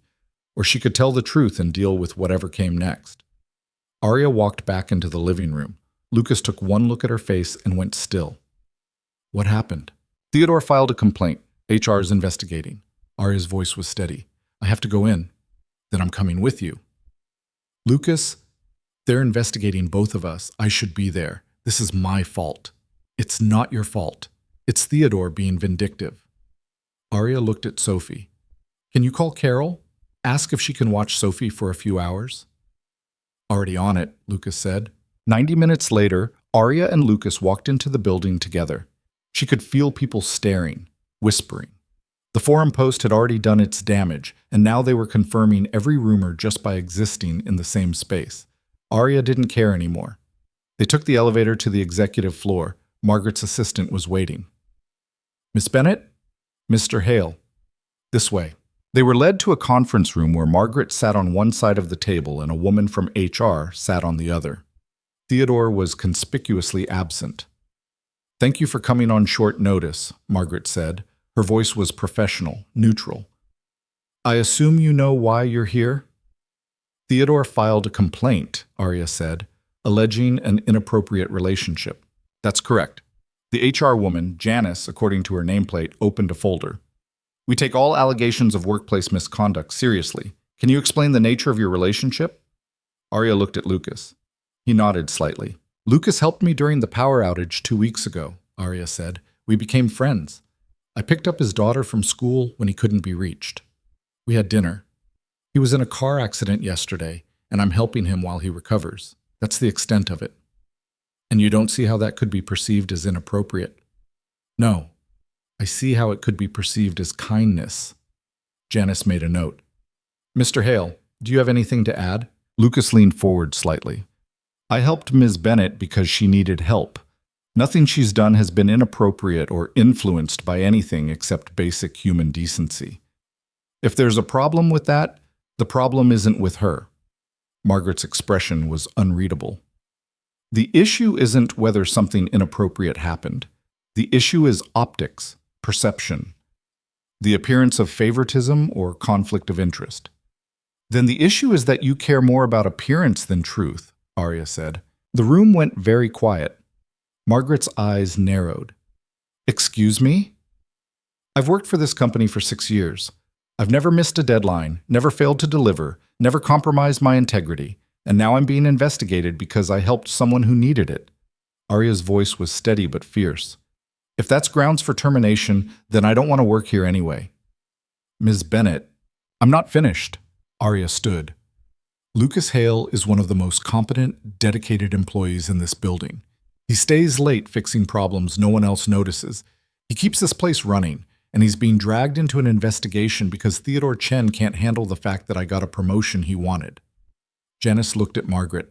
Margaret looked at Arya. Are you done? Margaret asked. Yes. Good. Sit down. Arya sat. Margaret folded her hands on the table. Janice, give us the room. Margaret, I don't think, give us the room. Janice gathered her folder and left, looking distinctly uncomfortable. The door clicked shut. Margaret turned to Arya. That was either very brave or very stupid. Probably both. Definitely both. Margaret leaned back. Here's the situation. Theodore filed this complaint because he's petty and vindictive. We both know that. But the complaint exists, which means I have to address it. So what happens now? Now I tell you that after reviewing the facts, we found no evidence of misconduct. The investigation is closed. Margaret's voice was calm, businesslike. However, I'm also going to recommend that you take a week of vacation, get some distance, let the gossip die down. That sounds like punishment for doing nothing wrong. It's protection for both of you. Margaret looked at Lucas. Mr. Hale, you'll take the same week off. Paid. Consider it compensation for being dragged into something that wasn't your fault. Lucas nodded slowly. Okay. Margaret stood. Arya, you're good at your job. Don't let Theodore Chen or anyone else make you forget that. But also don't be stupid. The world isn't fair and sometimes you have to play the game even when you hate the rules. Is that what you do? Every single day. Margaret walked to the door, then paused. For what it's worth, I think you made the right choice. Not the easy one, but the right one. She left. Arya and Lucas sat in the empty conference room, processing what had just happened. We just got a week off, Lucas said. Apparently. Together. Apparently. Lucas looked at her. What are we going to do with a week? Arya met his eyes and felt something shift in her chest, something that had been wound tight for weeks, finally loosening.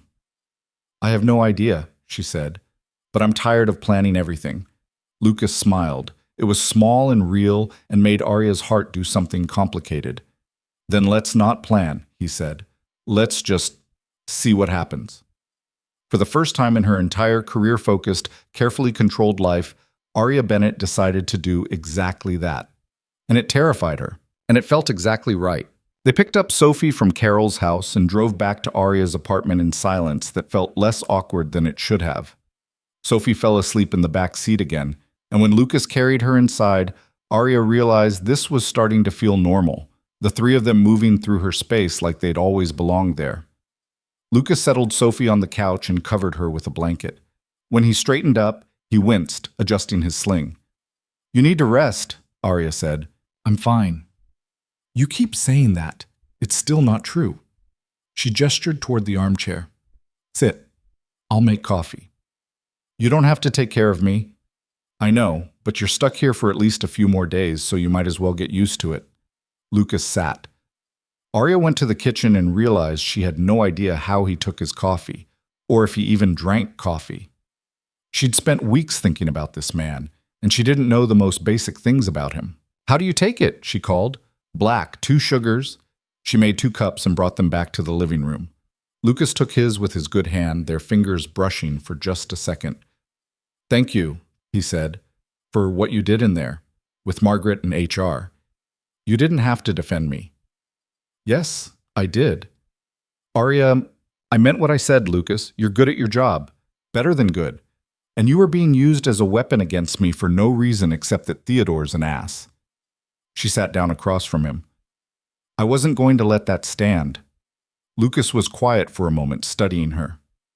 You could have thrown me under the bus, told them I was the one who crossed lines, made yourself look better. Is that what you think I'd do? No, but it would have been the smart play. I'm done making the smart play. Arya took a sip of coffee. It was terrible. She'd never been good at making it. I'm tired of calculating every move like it's a chess game. It's exhausting. What are you going to do instead? I have no idea. That's the terrifying part. She looked at him.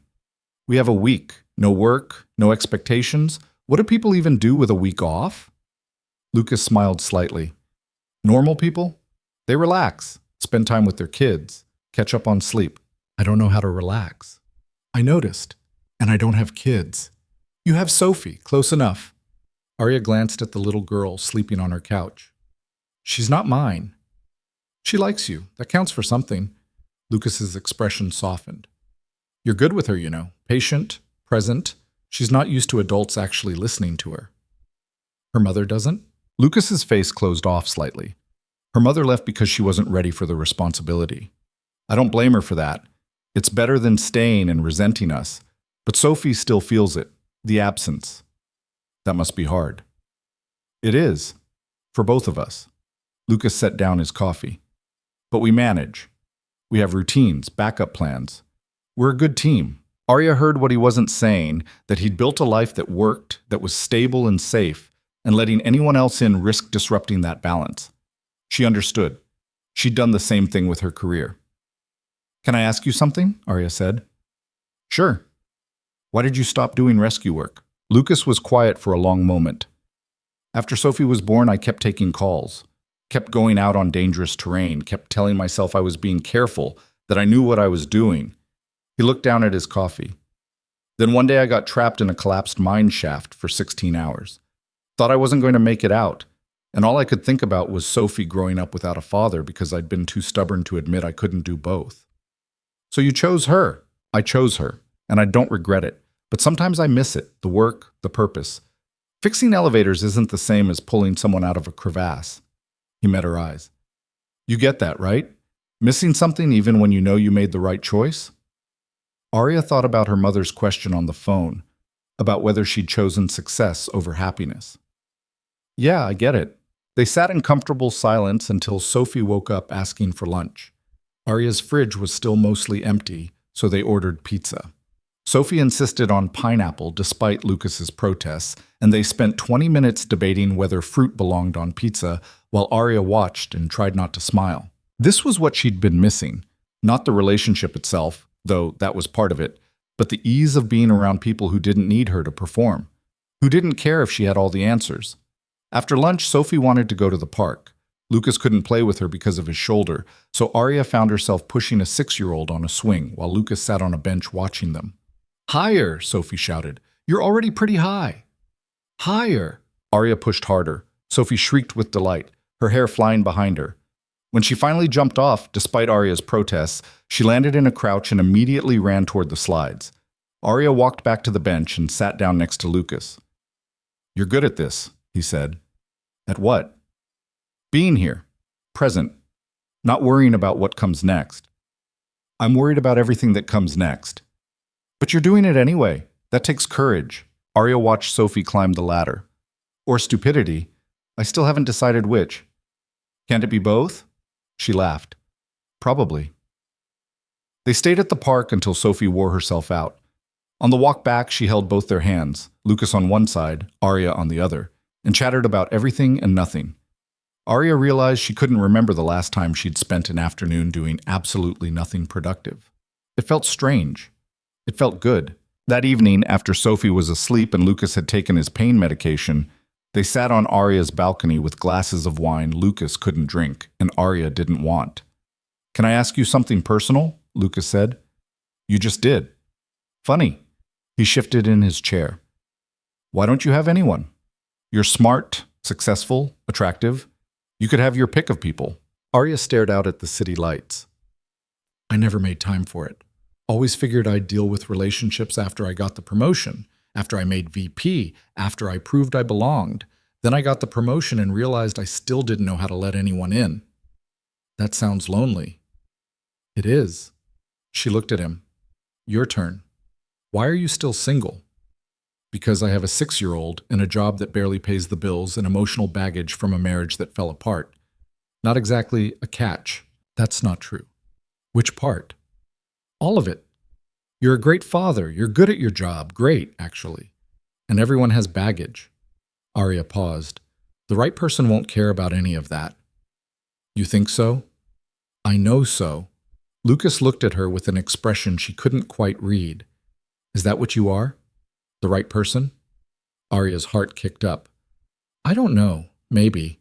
If you'll let me be. Arya, I know it's complicated. I know we come from different worlds. I know there are 100 reasons this is a bad idea. She set down her wine. But I don't care anymore. I'm tired of being careful. I'm tired of being alone. Lucas was quiet for a long time. Then, I'm scared of screwing this up. Me too. Sophie's already attached to you. If this doesn't work, then we'll deal with it, together. Arya reached across the space between them and took his hand. I can't promise I'll be perfect at this. I'll probably work too much and forget important things and drive you crazy. But I can promise I'll try. Lucas squeezed her hand. That's all I need.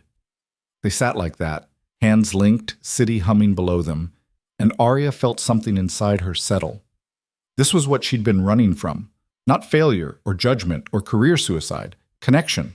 The terrifying, wonderful vulnerability of letting someone matter. The next few days fell into an unexpected rhythm. Mornings with Sophie, breakfast at the diner, trips to the park, art projects that left Arya's kitchen table covered in glitter.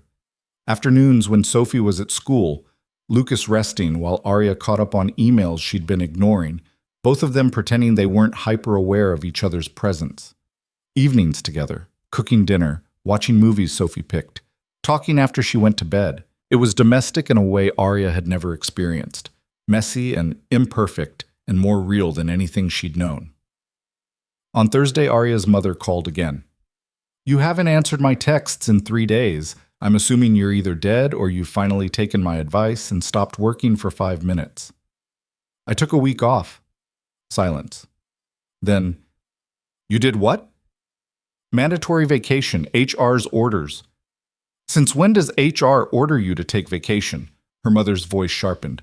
What happened, Arya? So Arya told her. About Lucas and the blackout and the investigation and standing up to Margaret even though it could have cost her everything. Her mother listened without interrupting, which was how Arya knew she was either furious or impressed. You stood up to your CEO, her mother said finally. Yes. And told HR to back off. Essentially. And you're spending your forced vacation with this man and his daughter. Yes. Her mother laughed, surprised and delighted. I'm so proud of you. Arya blinked. You are? Of course I am. You finally stopped letting fear make your decisions. A pause. So when do I get to meet him? Mom, I'm serious. If he's important enough that you risked your job for him, I want to meet him. It's complicated. Everything worth having is complicated, honey. That's how you know it matters. They talked for another 20 minutes. When Arya hung up, Lucas was watching her from the kitchen. Your mom sounds intense, he said. You have no idea. Arya walked over to where he was attempting to chop vegetables one-handed. Let me do that before you hurt yourself. I'm perfectly capable. Of cutting off a finger? Probably. She took the knife. Sit down. Lucas sat. Your mom wants to meet me. She's nosy and interfering, and she'll ask you 100 inappropriate questions. Sounds familiar? Arya smiled despite herself. Sophie comes by it honestly. Apparently so do you. I'm not interfering. You literally took the knife out of my hand 30 seconds ago. That's not interfering. That's preventing injury. Arya started chopping. Besides, you can't cook with one arm. I've been cooking with one arm for 3 days. Badly. Lucas laughed. The sound was warm and genuine and made Arya's chest feel tight in a way that had nothing to do with anxiety. They made dinner together. Or rather, Arya made dinner while Lucas sat at the counter giving unhelpful suggestions. Sophie came home from school full of stories about her art project and a boy named Marcus who'd tried to eat paste. Over spaghetti that was slightly overcooked, Sophie looked at Arya seriously. Are you going to stay with us after this week? Arya's fork stopped halfway to her mouth. What do you mean? After vacation. Are you going to keep living with us, or are we going back to our apartment? Lucas cleared his throat. Sophie, we talked about this. I know, but I want to know. Sophie looked between them. I like it here. I like being with Arya. I don't want to leave. Arya's throat felt tight. I like having you here too. Then why do we have to leave? Because… Arya stopped. Why did they have to leave? Because it was the sensible thing? Because people would talk? Because she was supposed to keep her life compartmentalized and controlled? She looked at Lucas.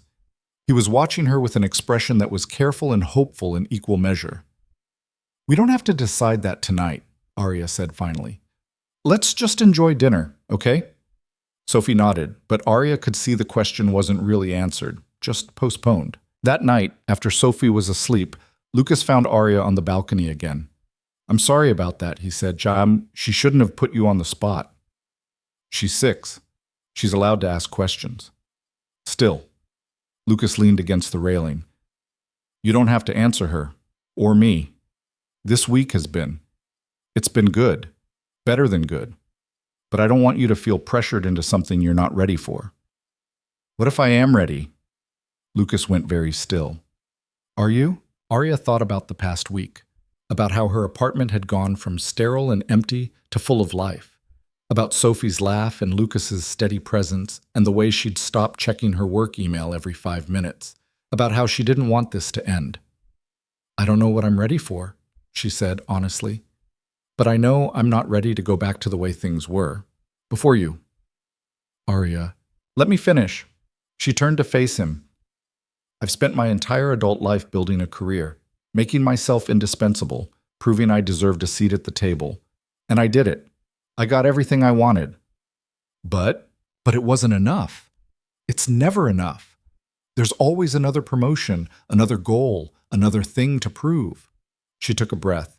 And then you carried me up 6 flights of stairs, and I realized I'd been so focused on climbing that I forgot to notice who was actually there when I needed them. Lucas moved closer.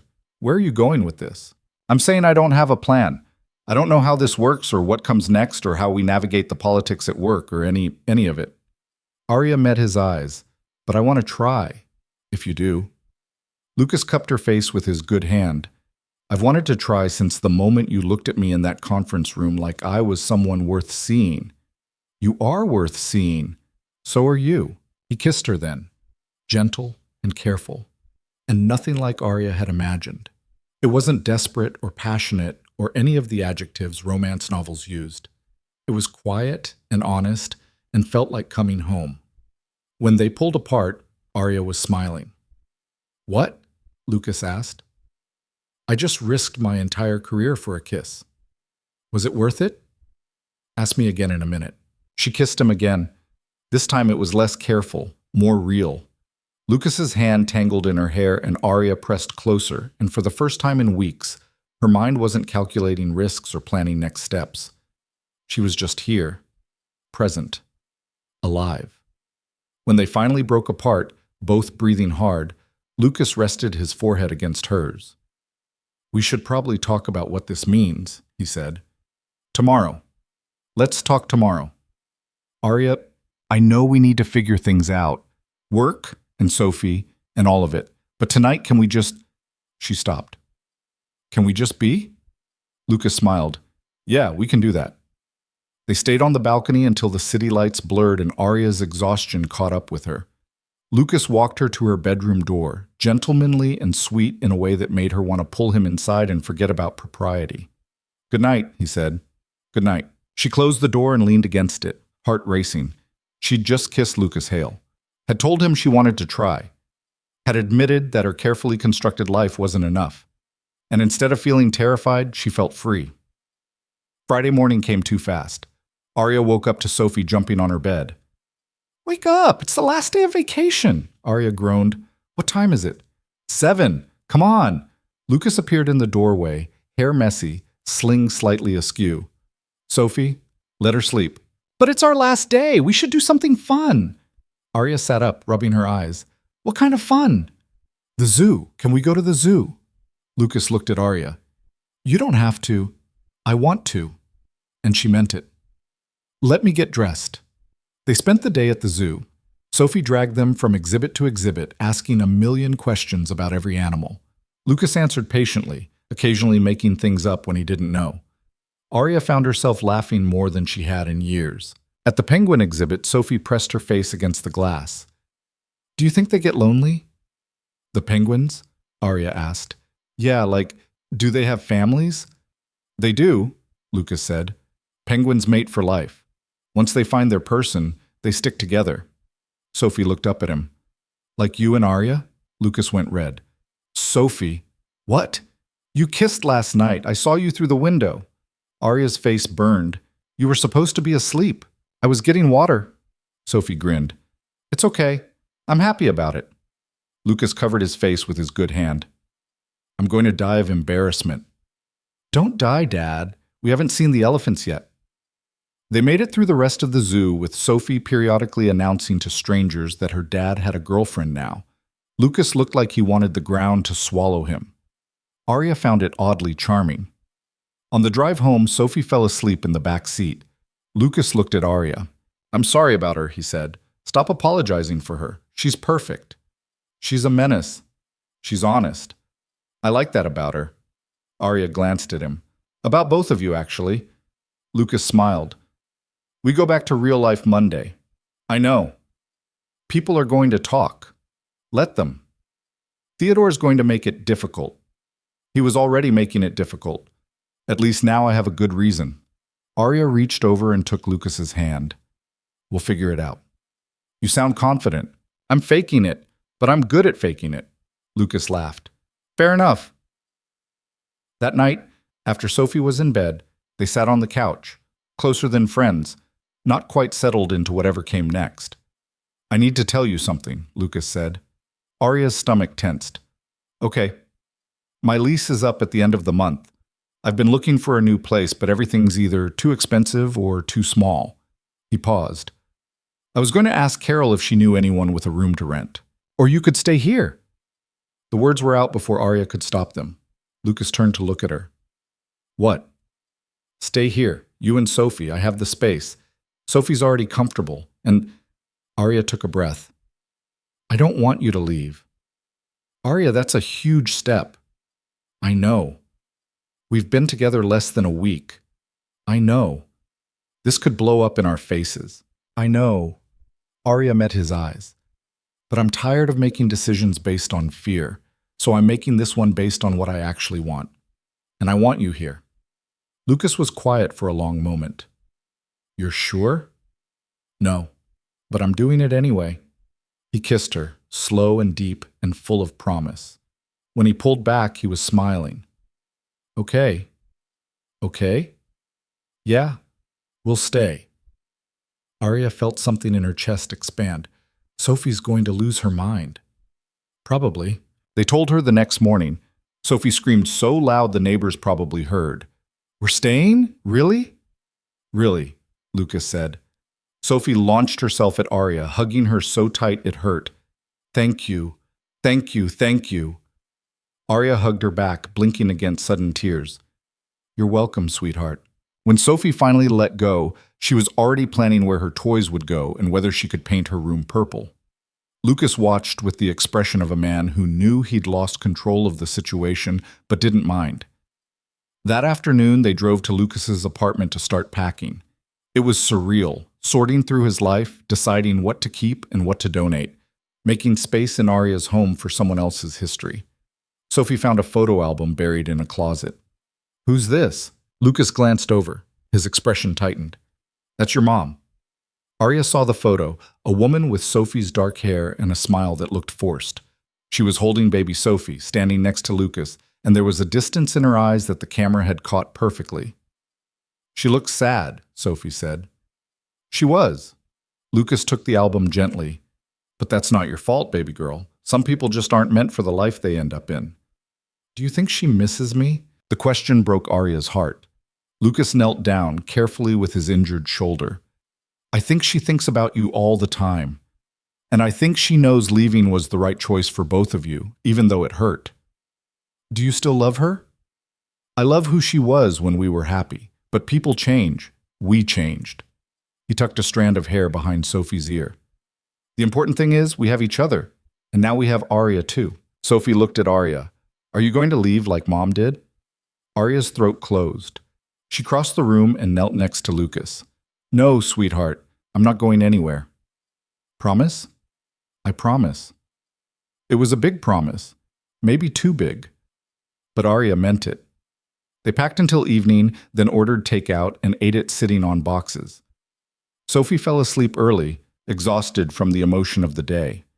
Lucas carried her to the car while Arya locked up the apartment. Standing in that empty space, the home Lucas had built alone, the life he'd made work despite everything, Arya felt the weight of what they were doing. She was letting these people into her life, her home, her heart, and instead of feeling trapped, she felt chosen. Lucas found her standing in the doorway. You okay? Yeah, just thinking. About how a month ago I was eating dinner alone in my apartment, convinced I had everything I needed. She looked at him. And now I'm standing in your empty apartment realizing I didn't know what I needed at all. Lucas slipped his good arm around her waist. Having second thoughts? No, having first thoughts. Real ones. She leaned into him. I'm scared, Lucas. Me too. But I'm doing it anyway. I know. That's what makes you brave. They stood there for another moment, then locked the door and left. Monday morning arrived cold and sharp. Arya dressed in navy again, armor that fit differently now. She wasn't dressing to intimidate. She was dressing to face whatever came next with honesty instead of calculation. Lucas kissed her at the door. Sophie hugged her legs. You got this, he said. We'll see. Arya drove to work alone, hands tight on the steering wheel. The week off had been a bubble. Now she had to face reality, the gossip, the judgment, Theodore's inevitable smugness. She parked and walked into the building. Jake was at the security desk. He looked up and smiled. Welcome back, Ms. Bennett. Thanks, Jake. For what it's worth, most people think what happened was garbage. You didn't deserve that investigation. Arya blinked. Thank you. She took the elevator up. When the doors opened on her floor, Maya was waiting. You're here, Maya said. Of course I'm here.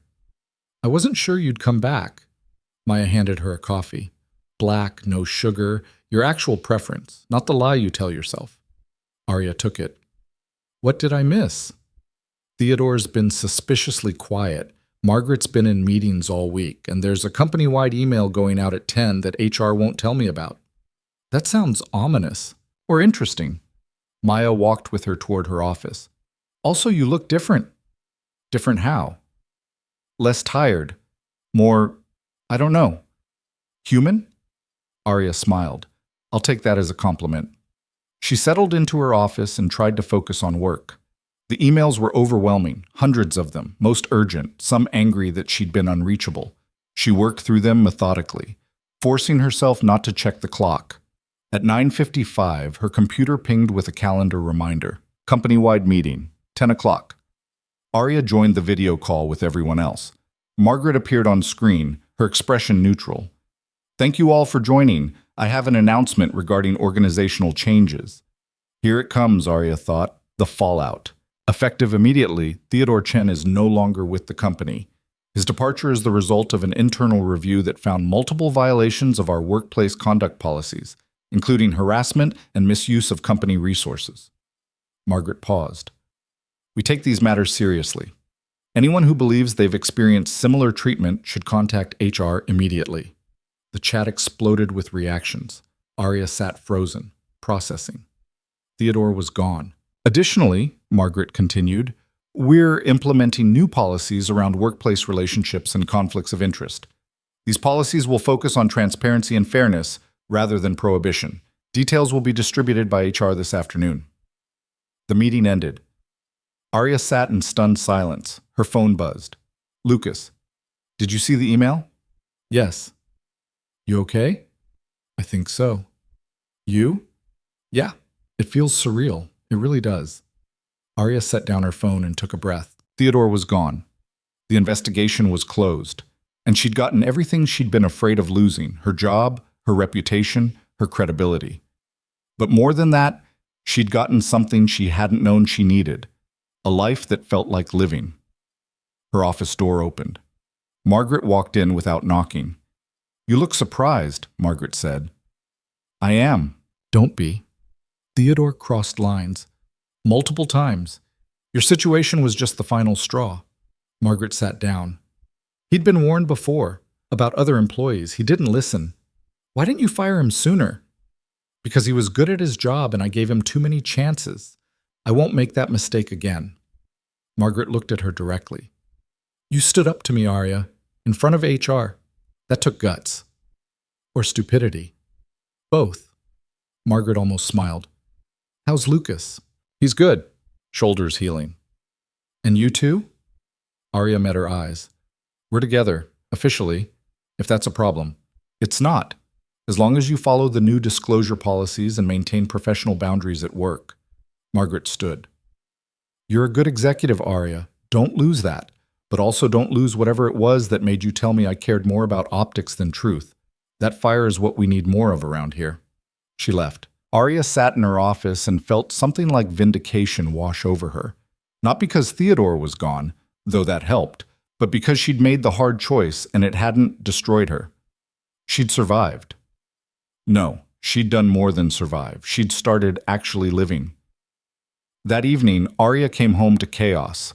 Sophie had convinced Lucas to let her rearrange the living room, and furniture was scattered everywhere. They both looked up when she entered. "How was work?" Lucas asked. "Interesting. Theodore is gone." "We heard. Sophie wanted to celebrate with ice cream." "I didn't even know who Theodore was until Dad explained," Sophie said cheerfully. "But if he was mean to you, I'm glad he's gone." Arya laughed. "Me too, sweetheart." They ordered pizza, pineapple, because Sophie won the debate again, and ate it sitting on the floor surrounded by furniture. Sophie told them about her day in exhaustive detail. Lucas caught Arya's eye across the chaos and smiled. This was her life now. Messy and unpredictable and nothing like the controlled existence she'd built. And she'd never been happier. Later, after Sophie was asleep, Lucas found Arya in the kitchen washing dishes. "You know we have a dishwasher, right?" he said. "I know. I like doing it myself sometimes." He picked up a towel and started drying. They worked in comfortable silence for a while. "Thank you," Lucas said finally. "For what?" "For letting us in. For taking a chance on this." He set down the towel. "I know it's scary." "Terrifying," Arya agreed, "but worth it. Yeah?" "Yeah." Lucas kissed her, soft and sweet and full of promise. When he pulled back, Arya was smiling. "What happens next?" she asked. "I don't know. We figure it out as we go." "No plan?" "No plan." Arya thought about that. About spending her whole life planning and strategizing and calculating every risk. About how none of it had prepared her for this. For chaos and love and a 6-year-old who asked uncomfortable questions. "Okay," she said. "Let's do that." They finished the dishes together. Turned off the lights. Went to bed in the same apartment in separate rooms with the understanding that this was just the beginning. And for the first time in her carefully controlled life, Arya Bennett was okay with not knowing what came next. Because she knew who she'd face it with. And that was enough. 3 months later, Arya stood in the same conference room where she'd left her portfolio that night. The night that had changed everything. But this time she wasn't alone, and she wasn't fighting for approval. She was presenting a new initiative to the board. One that actually mattered. Employee wellness and work-life integration, she said, advancing to the next slide. Not balance, integration. Because balance implies that work and life are separate entities constantly at war with each other. Integration means we acknowledge that our people are whole humans, not just resources. Margaret was watching her with an expression Arya had learned to read, approval mixed with curiosity. "This is a significant cultural shift," one of the board members said. "What's the business case?" Arya didn't hesitate. "Retention, innovation, productivity. When people feel supported rather than exploited, they do better work. They stay longer. They bring their best selves instead of just whatever's left after they've met everyone else's demands." She talked for another 20 minutes, fielding questions, presenting data, making the case that treating people like humans was not just ethical, but profitable. When she finished, the room was quiet. Then Richard spoke up. "I move to approve a pilot program, 6 months. Let's see if Ms. Bennett's theory holds up in practice." "Seconded," said another board member. Margaret looked around the table. All in favor? Every hand rose. Motion carries.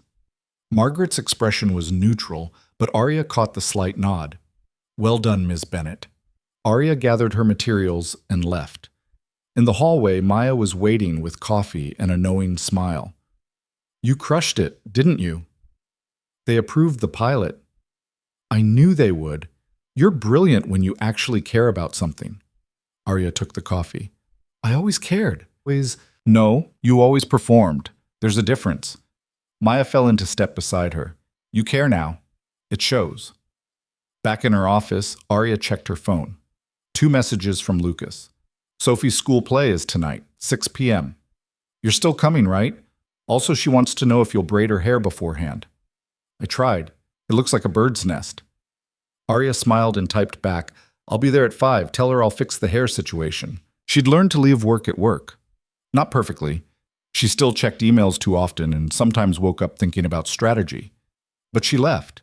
She showed up for dinner, for bedtime stories, for school plays and scraped knees and the million small moments that made up an actual life. It was harder than climbing the corporate ladder had ever been. It was also better.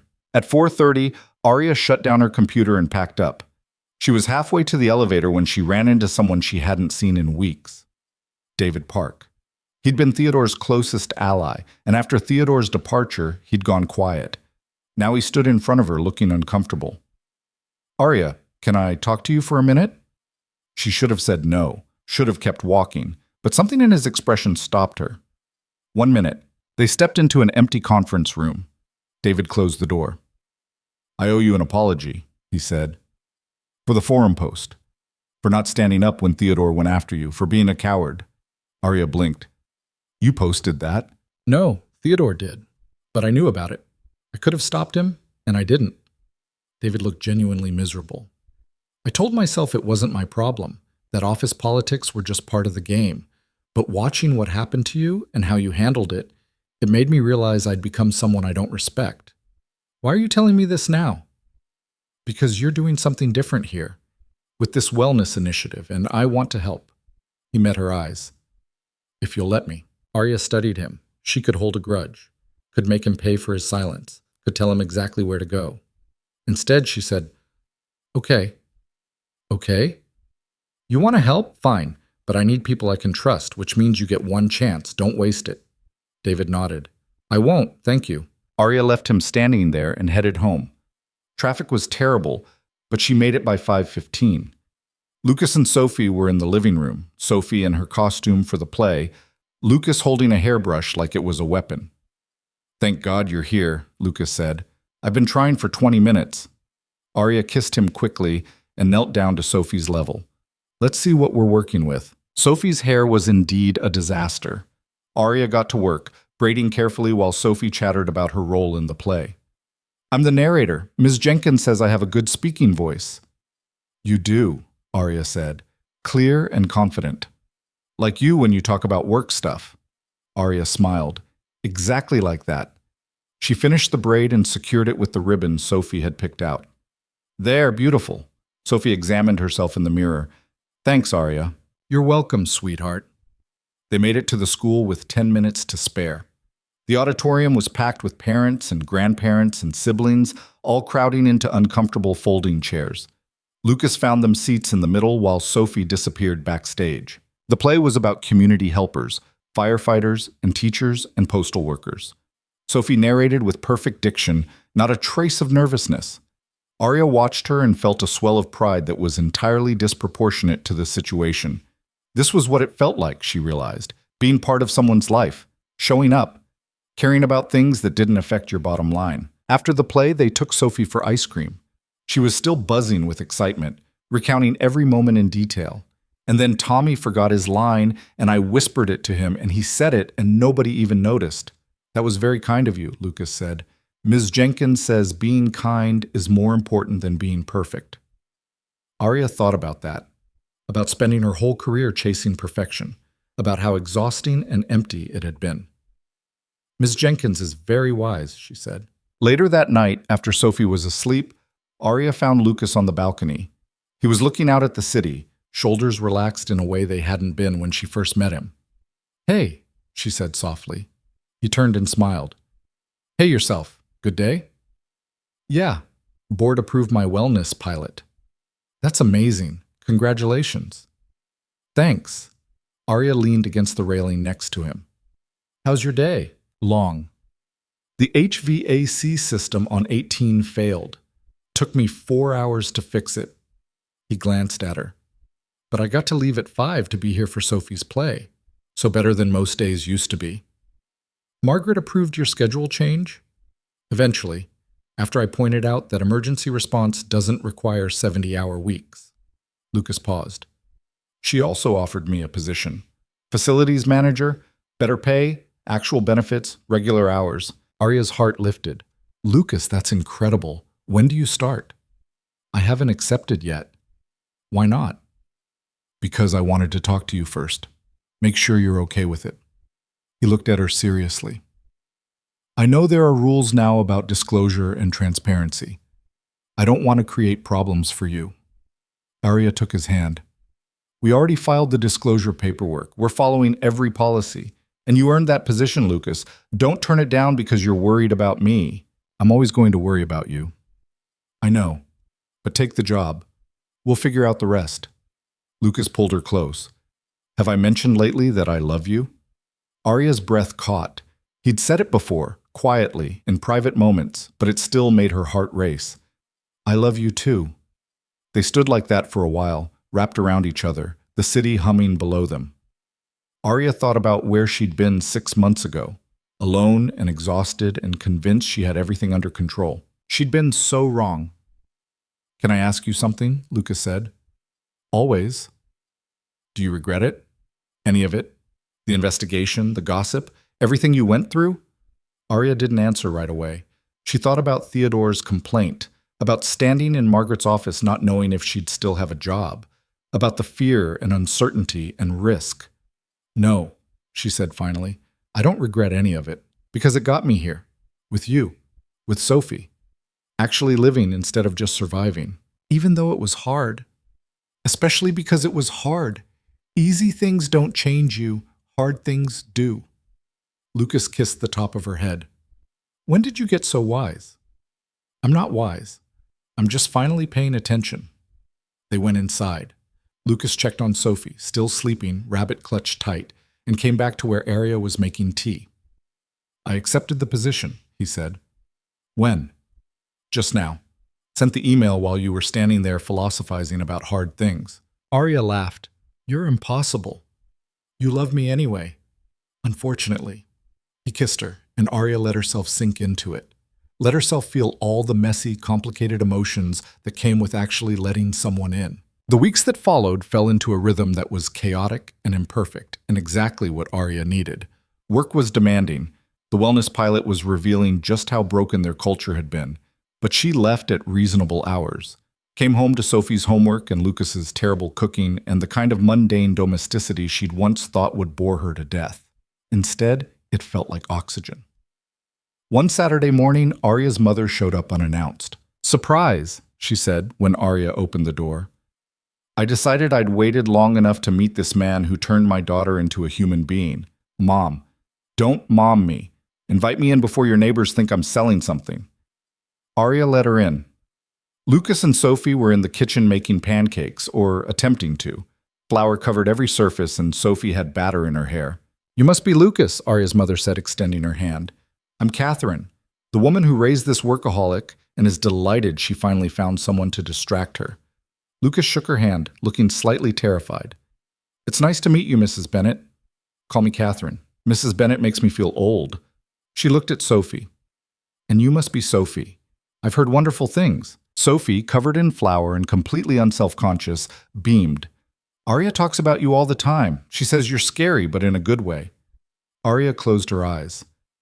I did not say scary. You said formidable, Lucas supplied helpfully, which Sophie interpreted as scary. Well, I am formidable, Catherine said, utterly unbothered. And occasionally scary when the situation calls for it. Are those chocolate chip pancakes? Yes, Sophie said. Want to help? Catherine rolled up her sleeves. Absolutely. Arya watched her mother, who'd spent 30 years as a surgical nurse and didn't tolerate nonsense from anyone, make pancakes with a 6-year-old like it was the most natural thing in the world. Lucas caught her eye and smiled. "Your mom's great," he said quietly. "She's terrifying." Also that. They ate pancakes that were slightly burned but delicious anyway. Catherine interrogated Lucas with the skill of someone who'd spent decades extracting information from reluctant patients. But she did it kindly, and by the end of breakfast, Lucas was actually relaxed. After Sophie went to play in her room, Catherine turned to Arya. "I like him. I'm glad. He's good for you, keeps you grounded." Catherine paused. "And Sophie's delightful." "She is. Are you happy, honey?" It was such a simple question. But Arya felt the weight of it. All the years of achievement and ambition that had led to emptiness, and then the terrifying leap into something real. "Yes," she said, "I really am." Catherine squeezed her hand. "Good. That's all I ever wanted for you." Her mother left after lunch, but not before extracting promises of regular dinners and holidays together. The moment the door closed, Sophie appeared. "I like your mom. She's funny." "That's one word for her," Arya said. Lucas wrapped his arms around Arya from behind. "That went well. Better than expected. She threatened me in the kitchen, you know. Said if I ever hurt you, she'd make me regret it." He sounded amused rather than concerned. "I believe her." "You should." That night, after Sophie was in bed, Arya sat at her laptop working on the wellness program rollout. Lucas came in with tea. "You're supposed to be integrating work and life, not working until midnight," he said. "I know, I'm almost done." She accepted the tea. "Just finalizing the proposal for flexible scheduling. Ironic, given that you're working on a Saturday night." "Noted." Arya closed the laptop. "There. Done." Lucas sat next to her. "Can I ask you something serious?" "Of course." "Where do you see this going? Us, I mean, long term?" Arya's heart kicked up. They'd been living together for months, had fallen into a routine that felt permanent, but they'd never actually talked about the future. "I don't know," she said honestly. "I never planned any of this. You and Sophie just happened, and I'm still figuring out how to navigate it." "But you want it to keep happening." "Yes. Absolutely yes." She turned to face him. "Why? Are you having second thoughts?" "No. The opposite." Lucas took her hand. "I'm thinking about buying a house. Nothing huge, just something with a yard for Sophie, room for her to grow up in, and I wanted to know if you'd want to be part of that, officially." Arya felt her throat tighten. "You want me to buy a house with you?" "I want to build a life with you, a real one, not just cohabitation that we're both pretending might be temporary." He squeezed her hand. "What do you think?" What did she think?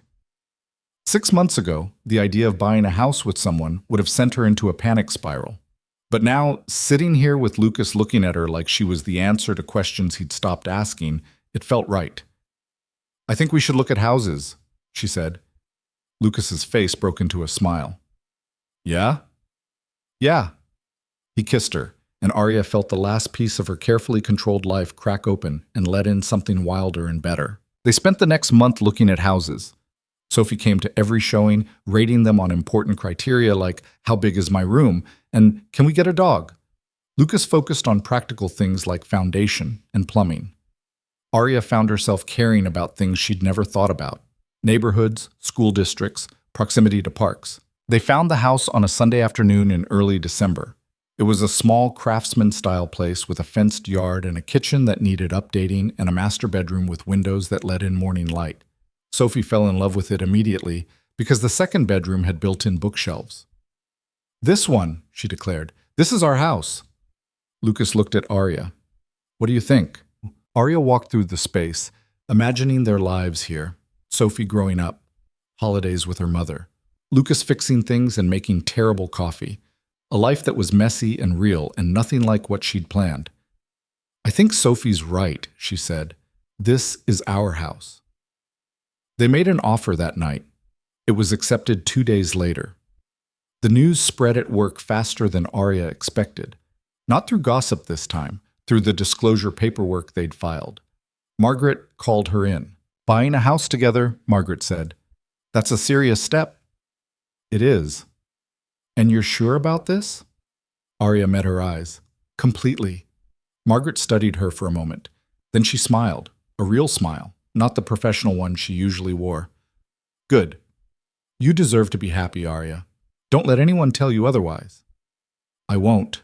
And the wellness program is working, by the way. Retention is up. Sick days are down. Even the board is impressed.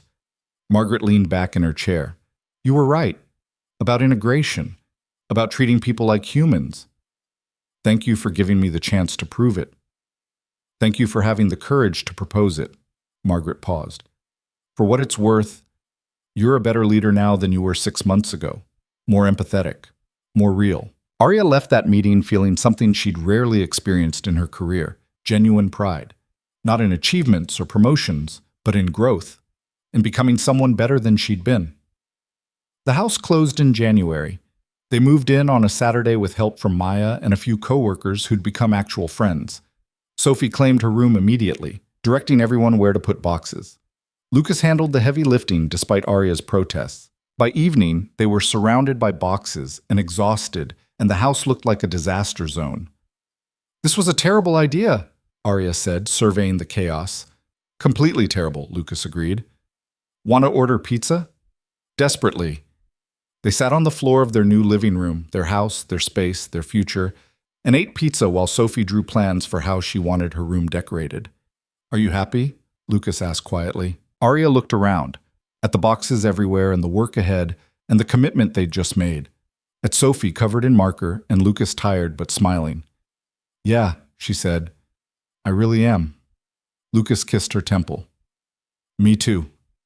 That night, after Sophie was asleep in her new room, Arya and Lucas stood on their back porch looking at the yard. We should get a dog, Lucas said. Sophie would lose her mind. Is that a yes? Arya laughed. Maybe. Let's survive unpacking first. They stood in comfortable silence for a while. Then Lucas said, Thank you. For what? For taking a chance on us. For letting us into your life. For being brave enough to choose this, even when it was hard. Arya leaned into him. You carried me up 6 flights of stairs in the dark. I think I'm the one who should be thanking you. That was easy. What you did, standing up to everyone, risking everything, that took real courage.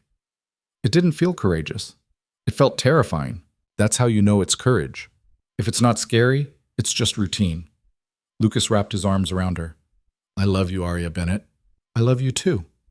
They went inside, started unpacking boxes, made the house slowly start to feel like home. The months that followed were a blur of ordinary miracles. Sophie's 7th birthday party in their backyard. The dog they adopted, despite Arya's protests, a golden retriever mix that Sophie named Pancake. Lucas's promotion to senior facilities manager, Arya's wellness program expanding company-wide. Work was still demanding, but Arya had learned to set boundaries. To say no to late meetings when she had dinner plans. To delegate instead of controlling everything. To trust that the world wouldn't fall apart if she wasn't available 24/7. It was a revelation. One evening in late spring, Arya came home to find Lucas and Sophie in the kitchen. They were baking something, badly, judging by the flour explosion, and they both went suspiciously quiet when she entered. What's going on? Nothing, Sophie said unconvincingly. Definitely nothing, Lucas added. Arya set down her bag. You're both terrible liars. Sophie giggled. We made you something. She held up a cake that was lopsided and covered in too much frosting, written on top in wobbly letters. Will you marry us? Arya's breath caught. Lucas stepped forward, holding a small box. I know we're doing this backward. House first, proposal second. But Sophie insisted we ask you properly. You're already family, Sophie said seriously, but Dad says this makes it official. Lucas opened the box. Inside was a simple ring, nothing flashy, just a band with a small stone that caught the light perfectly. Arya Bennett, Lucas said, you changed my life the night you let me carry you through the dark. You changed it again when you chose us over safety. Will you make it permanent? Will you marry us? Arya looked at them, this man who'd seen her at her worst and loved her anyway, this little girl who'd asked uncomfortable questions and wormed her way into Arya's heart, her family, her home, her future. Yes, she said, absolutely yes. Sophie screamed and launched herself at Arya. Lucas slipped the ring onto her finger and kissed her while their daughter cheered. The cake was terrible. They ate it anyway. Later, after Sophie was asleep, still buzzing with excitement, Lucas found Arya on the back porch. Having second thoughts, he asked. Not even a little. Arya looked at the ring on her finger.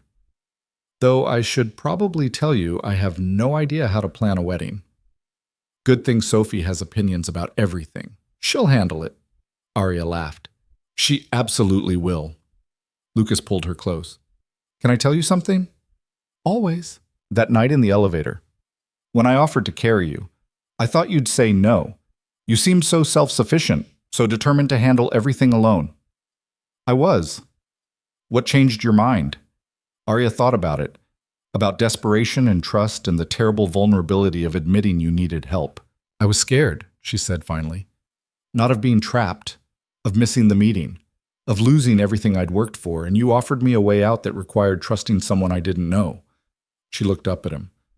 I guess I was tired of being alone with my fear. I'm glad you trusted me. Me too. They stood like that, engaged now, officially building a future, and Arya felt something she'd spent her whole life chasing without knowing it. Peace.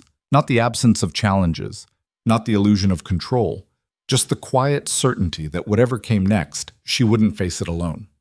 The wedding happened on a Saturday in June, small and simple, just family and close friends in their backyard. Sophie was the flower girl and took her job very seriously. Maya was Arya's maid of honor and cried through the entire ceremony. Arya's mother officiated, having gotten ordained online specifically for this purpose. Her father walked her down the makeshift aisle, tears streaming down his face. And Lucas stood at the end waiting for her, Sophie at his side, both of them looking at Arya like she was the answer to every question they'd ever asked. Arya's vows were simple. I spent my whole life climbing towards something I thought I needed. Then you showed me what I actually needed was someone to climb with. I choose you, Lucas, today and every day after. Lucas's vows made her cry. You let me carry you through the dark. Now let me walk with you in the light. I love you, Arya. I choose you. Sophie had insisted on her own vows. I choose you as my mom, even though you can't make pancakes and you work too much sometimes. You're the best. They became a family that day. Officially, legally, permanently. The reception was in the backyard, dancing on the grass, cake that was actually good this time, toasts that were funny and touching and went on too long. As the sun set, Arya found herself standing at the edge of the yard, watching everyone she loved celebrate. Lucas came up behind her and wrapped his arms around her waist. Happy? He asked. Incredibly. Any regrets? She thought about her old life, the empty apartment, the 70-hour weeks, the promotions that had felt hollow even as she celebrated them. Not one, she said. Sophie ran up, dress grass-stained and flowers falling out of her hair. Come dance with us. They danced until the stars came out, until Sophie fell asleep on her grandfather's shoulder, until the last guest left and it was just the three of them, now officially a family, cleaning up wrapping paper and leftover cake. That night, in their bedroom in their house, Lucas held Arya close. Thank you for saying yes, he said. Thank you for asking. I mean it. You didn't have to choose this. You could have kept your controlled, predictable life, but you chose chaos with us instead. Arya smiled in the dark. Best decision I ever made. She meant it, every word. Years later, Arya would think back on that night in the elevator and marvel at how one moment of vulnerability had changed everything. How admitting she needed help, actually accepting it, had led to this life she'd never planned but couldn't imagine living without. She'd learned something fundamental in that darkness, that strength wasn't about never needing anyone. It was about being brave enough to trust someone when you did. She'd learned that success measured in promotions and corner offices was nothing compared to success measured in shared dinners and school plays and Saturday mornings making terrible pancakes. She'd learned that the most important climb wasn't the one up the corporate ladder. It was the one toward being fully, messily, imperfectly human. And she'd learned it from a man who'd offered to carry her through the dark without asking for anything in return, who'd seen her at her worst and loved her anyway, who taught her that being seen, really seen, was scarier than any boardroom and more valuable than any promotion. Standing in that elevator, trapped between floors, Arya had been forced to make a choice, accept help or stay stuck. She'd chosen help. And it had changed everything. Not because Lucas had carried her up those stairs, though he had, but because in accepting his help, she'd opened herself to the possibility that maybe, just maybe, she didn't have to do everything alone. That vulnerability wasn't weakness. That needing people didn't make you less capable. That the strongest thing you could do was admit you couldn't do it all by yourself. These lessons weren't easy. They came with risk and fear and the terrible uncertainty of letting someone matter. But they were worth it, every single one of them. Years later, Sophie would ask about how her parents met, and Arya would tell her about a blackout and a desperate climb and a man brave enough to offer help to someone who'd never learned to ask for it. The moral of the story, Arya would say, is that sometimes the most important step you take isn't the one that moves you forward. It's the one where you stop and let someone walk with you. Sophie would roll her eyes, 13 by then, and convinced she knew everything. But she'd be listening, learning, understanding that strength came in forms her mother had spent years refusing to recognize. And Arya would look at Lucas across the dinner table in the home they'd built together and think about that night in the dark. About fear and trust and the moment everything changed. She'd made the right choice. Not the safe choice, not the easy one. Not the one that made sense on paper, but the right one. The one that led to this messy, imperfect, beautiful life. And she wouldn't change a single thing, because the best things, the things that actually matter, rarely come from careful planning.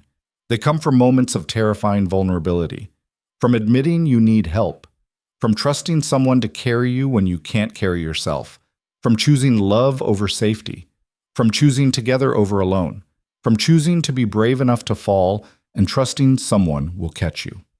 Arya had fallen, and Lucas had caught her, and together they'd built something worth keeping. That was the story. Not of a perfect romance, not of a flawless happily ever after, but of two imperfect people who chose each other despite the risks, who built a family out of vulnerability and trust, and the terrifying decision to let someone in. It was messy, it was hard, it was worth it. And as Arya tucked Sophie into bed that night, her daughter now, officially and forever, she realized something profound. The most important journey she'd ever taken wasn't the climb to VP. It was the journey from isolation to connection, from performance to presence, from fear to trust, from alone to together. That was the real success. Everything else was just details.